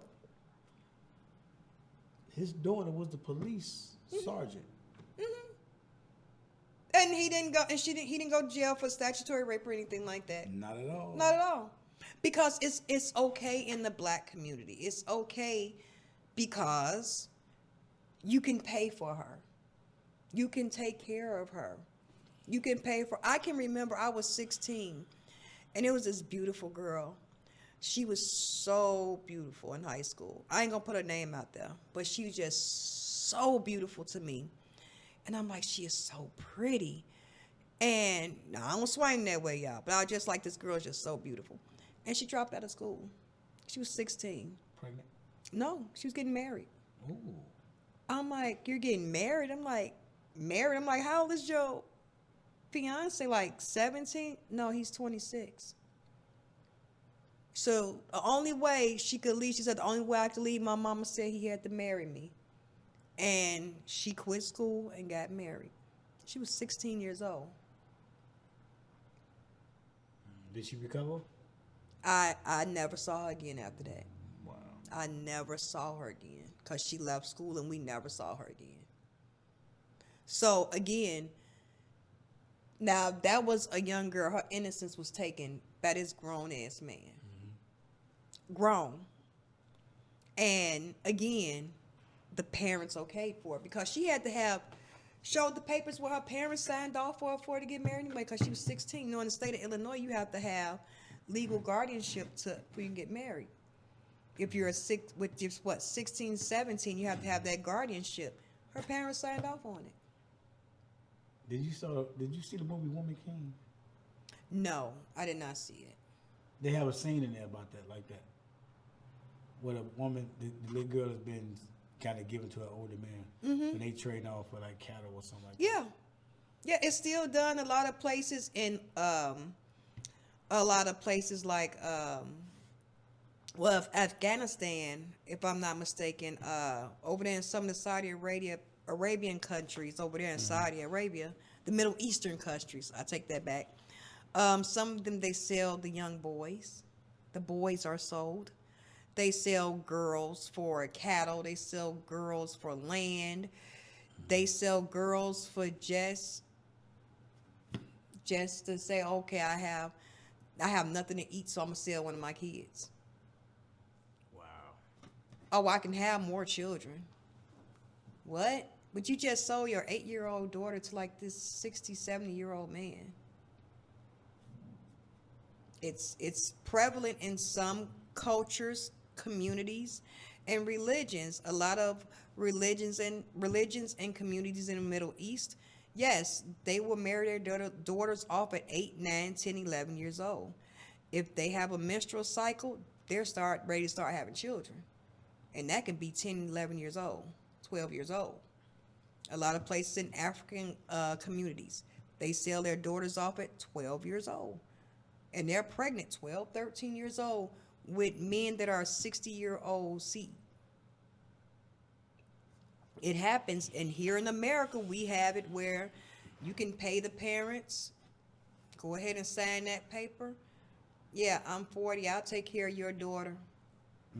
And that's it. And you don't see your kid again, you don't know if they had kids or what, because you just signed over your child to another grown man. So, again, it's society. And the only way we can break those chains is to break it somewhere in society where society has some type of moral value again. Some type of moral compass to say that this is not right. Like, is being a serial killer cool? No, that's not cool. Who wants to be a serial killer? I like Raisin Bran myself. Right, like... I like meat, but not Herman meat. You know what I'm saying? I'm not, but they're out there. Right. You have Rex Huberman, the Long Island serial killer. He's out there now, allegedly.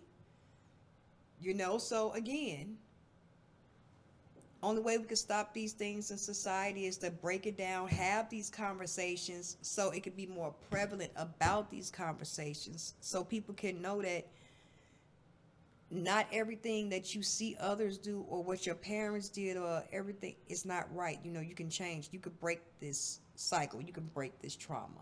It can be broken. I believe that. It can be broken. We just have to have the conversations more. That's all. What you think about the Tyler Perry lawsuit? If y'all could see my face when I heard about Tyler Perry, I'm like, he wanted to put what in who?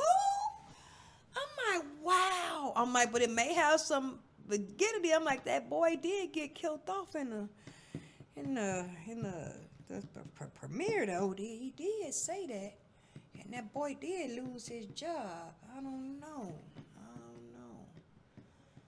don't know. With everything in Hollywood, I don't know. I don't know. I don't know.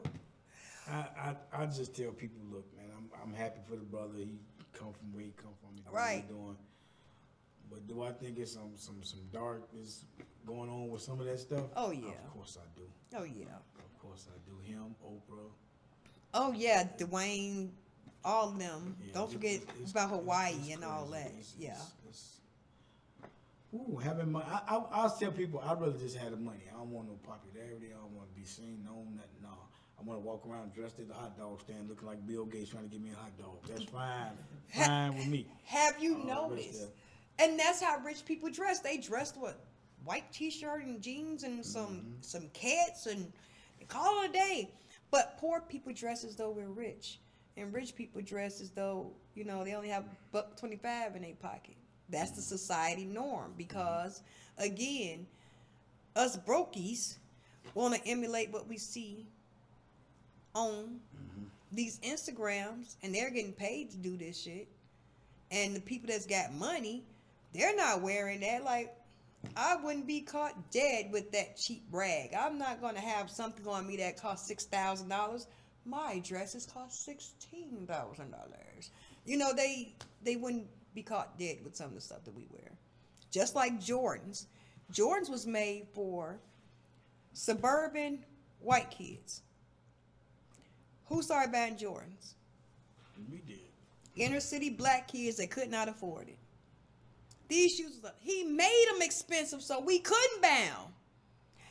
And the suburban white kids wasn't buying the Jordans. They were still buying Skechers and Cads and and what's the others? Vans and all those. And the inner city black population is breaking their neck to buy $300 sneakers, but you can barely afford your rent. Barely afford. Yeah, they put themselves in debt trying to get stuff. Put yourself in debt. But if you notice, rich people don't do that.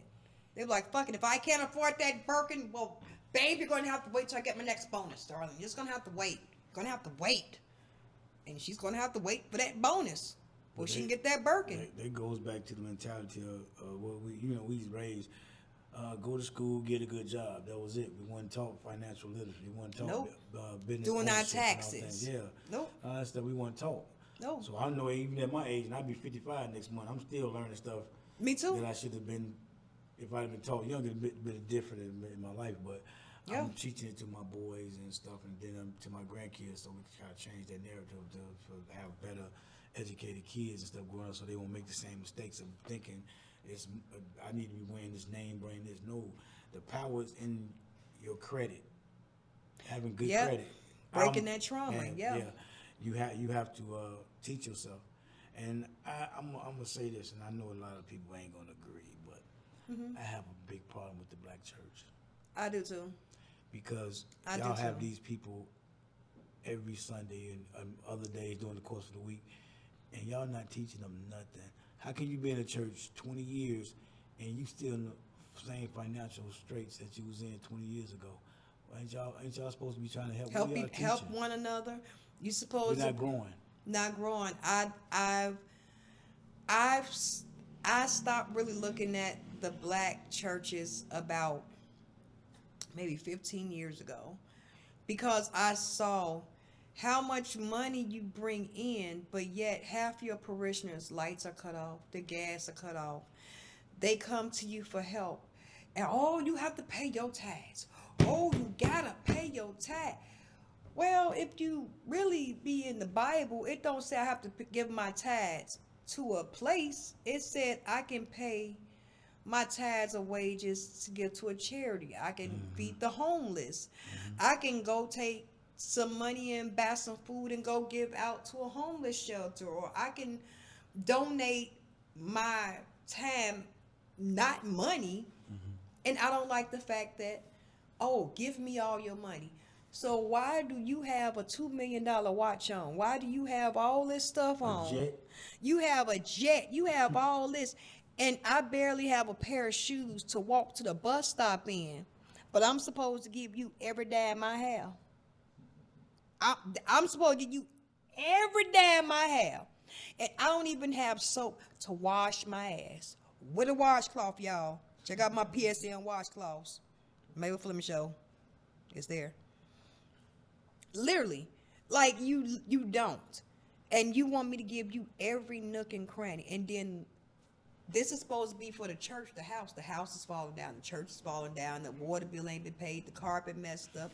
It's leaking. The roof is leaking. The pews is all messed up. We ain't had a fresh Bible in here since the last flood, because I still see the pages is all crumpled up and stuff. Is that old mildew or mold I smell? Like, you don't even go get the right incense. You done went down to the cheap frankincense store and got the little cheap frankincense, and you could really went on down to the Dollar Tree and got the real incense for $1.25. They have it there. Trust me, I know. I shop dollar on the deals on a budget. Trust me, I be getting my incense everywhere. But they don't do that. It's like a money grab. Did you see that preacher, that pastor about 2 years ago, or was that last year, that was robbed in New York on live? He was robbed live in New York. He had over $200,000 worth of jewelry and stuff on him in a church. Why?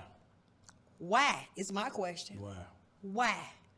You supposed to, now, from what I read in the Bible, Jesus hung around with prostitutes, beggars, leopards, the uncleanest of the folks. I think he hung around with my type of people. I think he hung around with my kids. If Jesus was with the unclean folks, he definitely was with my kids.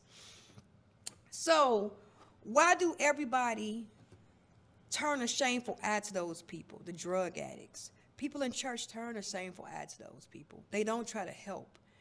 and pulling people up. They don't. I've seen that so many times. Like, it used to be they ministered to the homeless and the shit. No, none of that no more. It used to be come as you are. God said come as you are. Jesus said come as you are. If you're not coming in there dressed like this is a Easter Sunday event or a fashion show, they don't want you there. So I strayed away from the black churches because it was a fashion show. It wasn't about the word. It's become popularity. I don't know if you watch Tubi. Mm-hmm. Tubi got some movies on there about pastors and stuff. And I'm like, I watch Tubi. Yeah, I'm trying to get on Tubi. Tubi, can you put us on there, please? We're trying to get on Tubi. Oh my God, they got some movies on there about pastors. I'm like, Jesus Christ, it's just that. And everybody I know that dated a pastor, they don't have no good stories. No, They don't have no good stories. No, I No don't have life-changing, any. good, positive things, not nothing. So I'm like, I'm good. No, and a lot of these pastors is, again, a lot from what I've seen. I can't speak for all the pastors. I know about only one pastor that I know, and I'm gonna give a shout out to Pastor Sid. He is a good pastor. I can honestly say Pastor Sid, he's a good pastor. And I met him through Janice Newman. She's a very good woman too. He's a good pastor. He really preached the word. He's not about the gleam and glitz, all that. He's really about the book and the word. There are very few pastors that are out there like him. It's either they want that money or I need that fame. I need y'all to book me a cruise so I can give the word to God on the other side of the world. You can do that from the phone. They got Skype. They got Zoom. Like, you can set up Zoom. Like, look, Jesus said he had bread and fish, and he fed a whole lot of folks. And he touched the water, boop, and made it wine. Yeah. Amen, hallelujah. And you bring everybody together. Why does it have to be so many glitz, glam, sparkles, and bells just to get the Lord in order? That's letting me know that you ain't about the Lord. Because he said, come as you are. You're naked, you're weak, you're lame, you're limp. It don't matter. Just come as you are. And if you come like that, they shame you. You are shamed. So church is not what it used to be. No. It's a spectacle. It wasn't what it was from 20, 30 years ago, where it really meant something. You know, when Big Mama and them went to church, they got the word. You know, they came in there hot. They went pressed, but they came back with a nice little fro because they've been in there sweating and praising the Lord. And whoo, not like that no more. It's a fashion show. They leave the club Saturday night, smelling like drinking, and go to the club. See, it caught your boy up at the Diddy party. Who? Jake's. Oh my God, Shaky Jake. Yeah, they called TD Jake, Shaky Jake. Look, I don't know nothing about no party. Yeah, we saw you at the party sweating. We saw you. You was glistening, not like my makeup right now, but you was sweating up in there talking about some. Ooh, I sure love Diddy. Bless him, Jesus. LeBron too. Ain't no party like a Diddy party, y'all. Yeah. LeBron was saying that too. Yeah, they all don't been up there and been twisted. But what do you think about this before we leave our podcast for today? And we'll be back for another one because, Mr. Questionnaire will be back. I hope so. Thank you. Oh, yeah, he coming back. Oh, yeah, we coming back. He is definitely coming back. Praise Jesus. Definitely. Praise Jesus. Hallelujah. Amen. Want to do it? Yeah. Want to do it? He definitely coming back up in here. But my question is, before we leave, what do you think about the people that testified against Diddy, and now that he is not guilty on the main 3 that would have got him life in jail? Diddy can actually walk. For y'all listening, Diddy can actually. I am not a Diddy fan. Trust me, I am not a Bad Boys for life. I ain't one of those. But the prosecution messed up so bad, and the only 2 that they got him on was for the prostitution of the male. Prostitution over state line for Jane Doe and Cassie. And that holds up to 10 years each charge. They could get Diddy with 2 years of each. Don't forget he been sitting in jail all this time. Let me be the first to tell you. He's gonna get probation. I said that. He's gonna I get said probation because he's a Time first time, served. and then they're gonna give him time served. Yeah. He was sat down and teach him, let him know that, hey, look, you don't bite the hand that feeds you. So now they don't set him down for a little bit. He gonna come out and try to. But as for the people, to answer your question, the people that testified against him, I'd be leaving. Yeah. I'd be trying to find me a hole to get in and stay going because it's not gonna. You ain't gonna be able to be out here walking around. No. You No, forget it's about not that. gonna. It's not gonna be safe. Yeah. Yeah, I Wait, do you think Jamie Foxx was cloned? Yes, I do. That's Tyrone now. Look, they cloning Tyrone. I keep telling y'all that movie. Y'all need to watch They Clone Tyrone. I've been trying to get all my homies to watch it. I've been trying to get a watch party together, but they've been blowing me off because they be with their mans and stuff. And I don't like that shit, but it's cool because I'm going to catch them and I'm going to tranquilize them one day and be like, does it smell like chloroform? Smell it. And when they wake up, they're going to be in my house and I'm going to put on I Clone Tyrone with their eyes open wide with their arms shut like this so they can't move and they can't close their eyes because they'll go sleep on me. Them hoes is crazy. And we're going to watch I Clone Tyrone. They clone Tyrone because I believe it's true. They put it in our chicken. Yeah, they got the big old muscular chickens out there. I don't know, like they on steroids. Them Yeah. and they Popeyes. Remember, people was hurting people with them Popeye sandwiches. Yeah. It's just a chicken sandwich with a pickle and mayo. Like, oh my They god! put something else in there. They put some MSG in something, you know. I'm just saying. But no, yeah, Jamie Foxx was cloned. I believe Diddy got to him that Diddy-monia. Yeah. That Diddy-monia. That's supposed to allegedly that kicked off because, he was filming some stuff he had no business filming at the time. So Yeah, I he heard. to put some show stuff and everything, and then next thing you know, He ended up with a semi-stroke, and then 3-4 days later, allegedly, he out there paying. What was that? What's that ball? What's the name? Golf? No, it's the.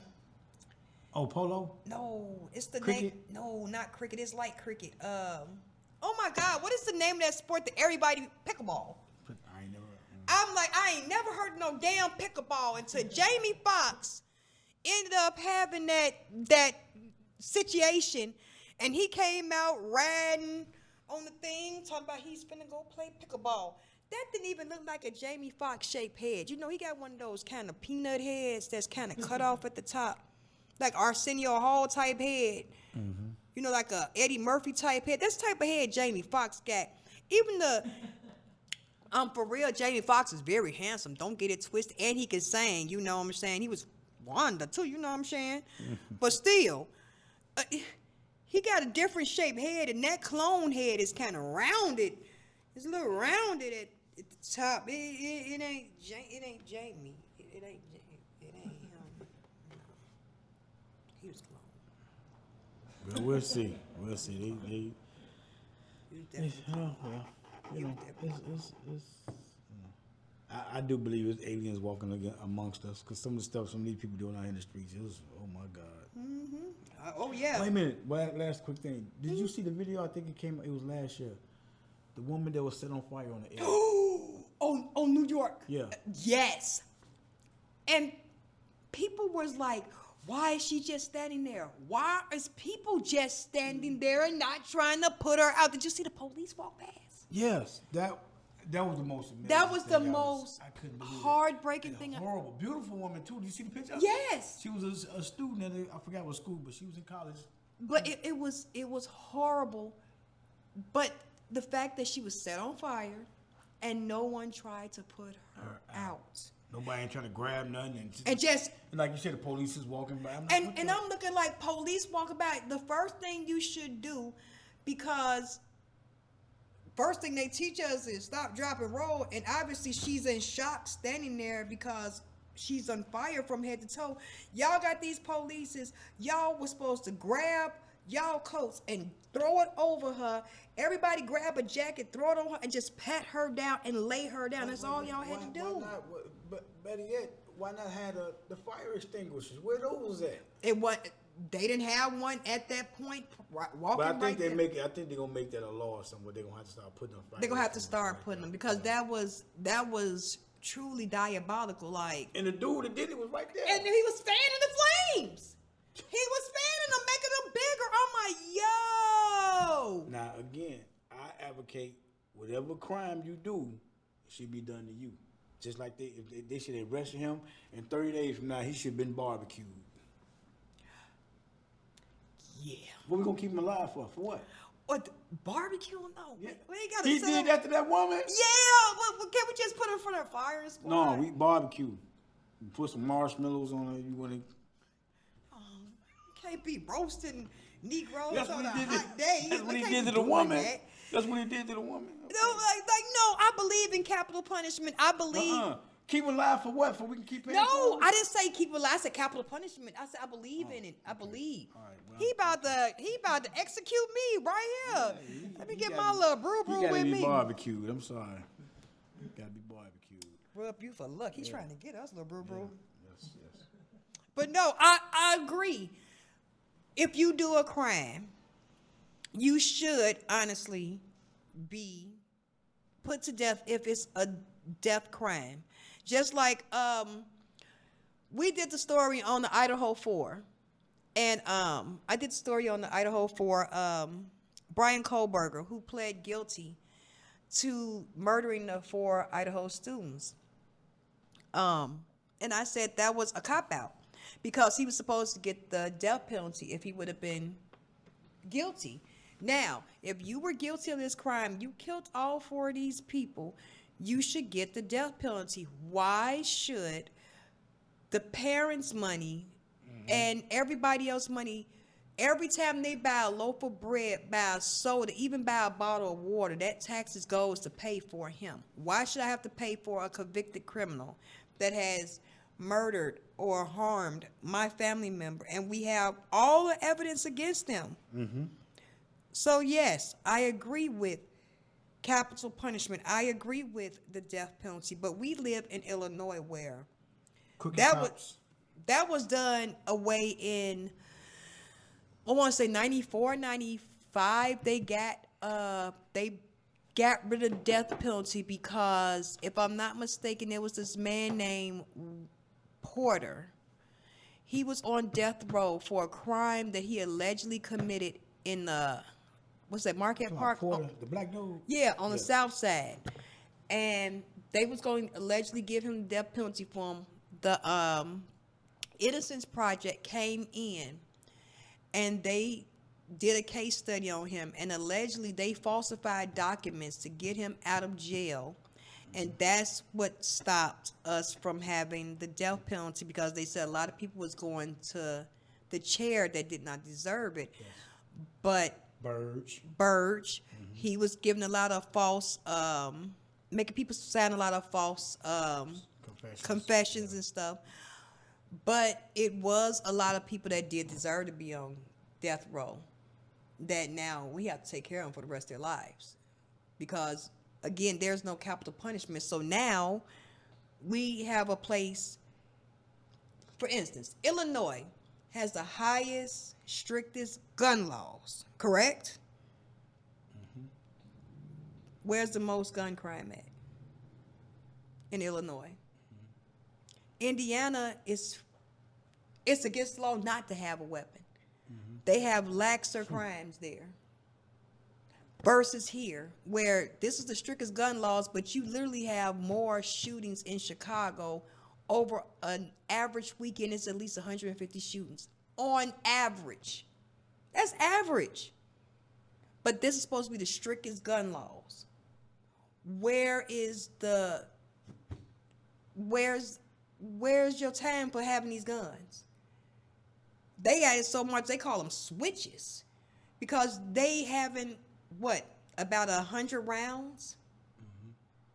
They call them switches. So why are people able to walk around with these weapons and it's no recoil for it? They slap an ankle bracelet Yeah. on them, and they're able to do the same crimes again. And that's mainly Cook County. DuPage and other counties, they don't play like that. It's mainly Cook County that don't play with you, that will play them little games with you. So what you think they're gonna get a police officer that killed his partner?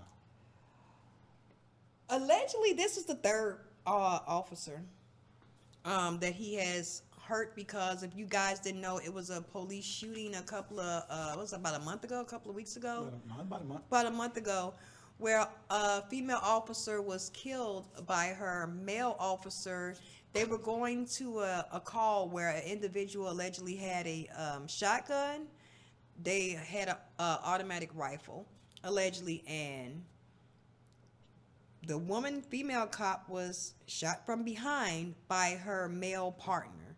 That was the only round that was fired, and it went to her. Now, allegedly, through the grapevine, we've been hearing that she had filed a complaint on him, and she wanted a new partner, and maybe that was his form of getting back at her, because they have a code blue of honor, I guess, with honor amongst police or whatever.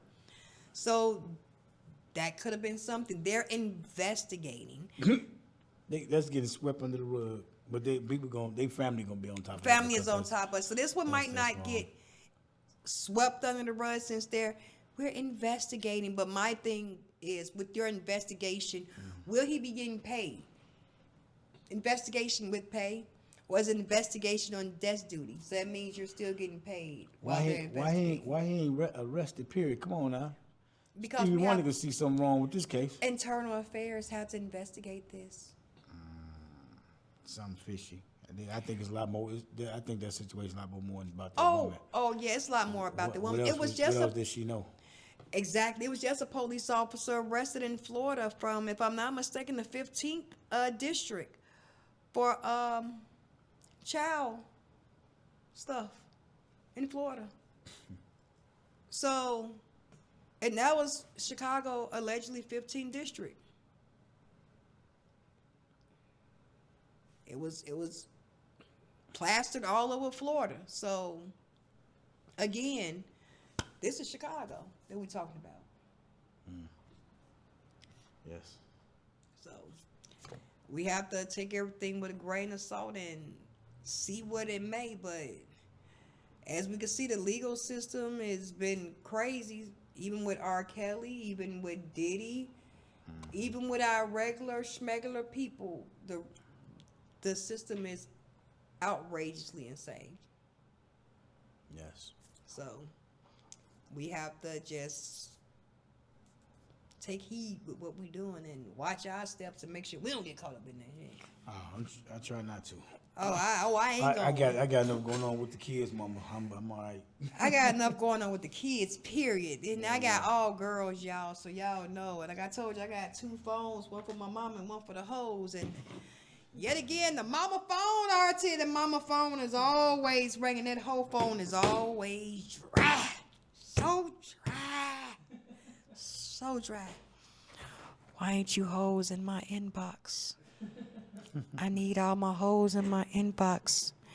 I got a new segment coming out in the DMs with Donovan and Mabel. So I need all my hoes in my inbox. Get in the inbox. It's at Mayday_Mayhem. That's IG. Facebook is Miss Mabel Fleming. If you feel it nasty, get in them DMs. Get in my DMs. But again, I want to thank you so much, Mr. Questionnaire, for coming in and answering questions and asking them. My pleasure. And I want to see you back here. And your first time here, I have to give you a Mayday Mayhem whoop, whoop, stash bag. Whoop, whoop. Yes. Did you get that from Flabby? No, I make these. Stop playing with Flabby, me. Flabby. Yeah, Flabby always. Gifts. Yeah, and I think it's more befitting to give our guests and co-host, this is my co-host for today, co-host. Thank you. A gift from me. It is my Mayday Mayhem stash bag, which comes with a canister that you can use for candy. Oh, I thought that was. Never mind. Or candy. Or candy. Or candy. You know, any kinds of candy. Also come with some chapstick, cherry. Keep your lips nice and succulent for the ladies. They like the taste of cherry. Yeah, I bet they do. And it comes with one of my cards. What? No condoms? I said, no. Look, you got to supply your own condoms now. Ain't nobody got no maximum XLs up in here. I ain't got no money for them. Put my business straight. Look, y'all want to send something to Mr. Questionnaire? I think he used the Magnum Goals now because he not having no more kids. Man, look, don't want nobody coming at me. I got enough. All right, he don't want to use the I Magnum paid off that last of Gold. that $20,000 child support. I'm good. I don't want no more. Oh, he want the Magnum Golds then. He want the XXL Magnum. I think we should be able to find some of those on Amazon. We can order them because I don't think they sell them at our local stores around here where I am. So here is your stash bag, sir. Thank you kindly, ma'am. I Thank you appreciate for it. coming. Appreciate And yeah, I made that with heart, with Oh, love. that's good. You should sell these. I do sell them. I sell them on my website at www.maydaymayhem.com. But of course, all my guests get them for free. And if you come to any of my shows and you see me, you say, "Where's the mayhem?" You can also get a bag for free. I'm gonna have to put this somewhere. I ain't gonna have to have this out because a girl come over there like, what woman left? What bitch left that? No, you can tell you like that bitch was Mayday Mayhem. And if you want one, I can tell the hoe to make you one with your name personalized on it. Just let me get the bitch on the phone. That's all you gotta tell her. Let me get the hoe on the phone. I'm like, look, it's my business motto. I'm just trying to make some money. I got grandkids and shit, and I'm trying to buy a new house. I need a bigger house, and Artsy is gonna live in my basement, cause he gonna be putting stuff up in the house, cause I ain't got no man in the house, so I need the man hands.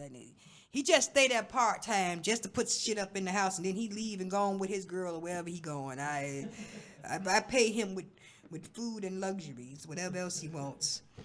But I want to thank you again, Charles, for coming in. And hopefully have you here again next time. I'm going to leave my podcast the way I leave all my podcasts. If no one told you they love you, I do. I truly, truly do. Make sure you do better today than you did yesterday and strive for a better tomorrow today.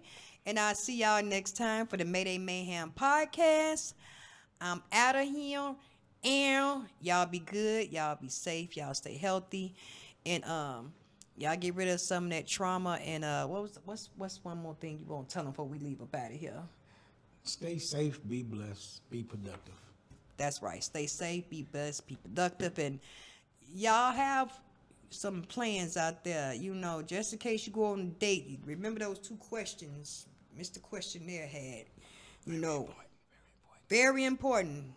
What's your goal in the next 5 to 10 years, and where do you see this relationship in the next 5 to 10 years? You know what I'm saying? If it ain't even 5 to 10 years, maybe 5 to 10 days. Just tell me something for the future. You know what I'm saying? Yeah. Let's think positively. So again, everyone have a great night. Stay safe, stay healthy, stay blessed, and we'll see you next time for the Mayday Mayhem podcast. You can call her Mayhem or Mayday. Talk shit, she at your head. I ain't talking bald face. She don't fuck with baby daddies, fucking up the funk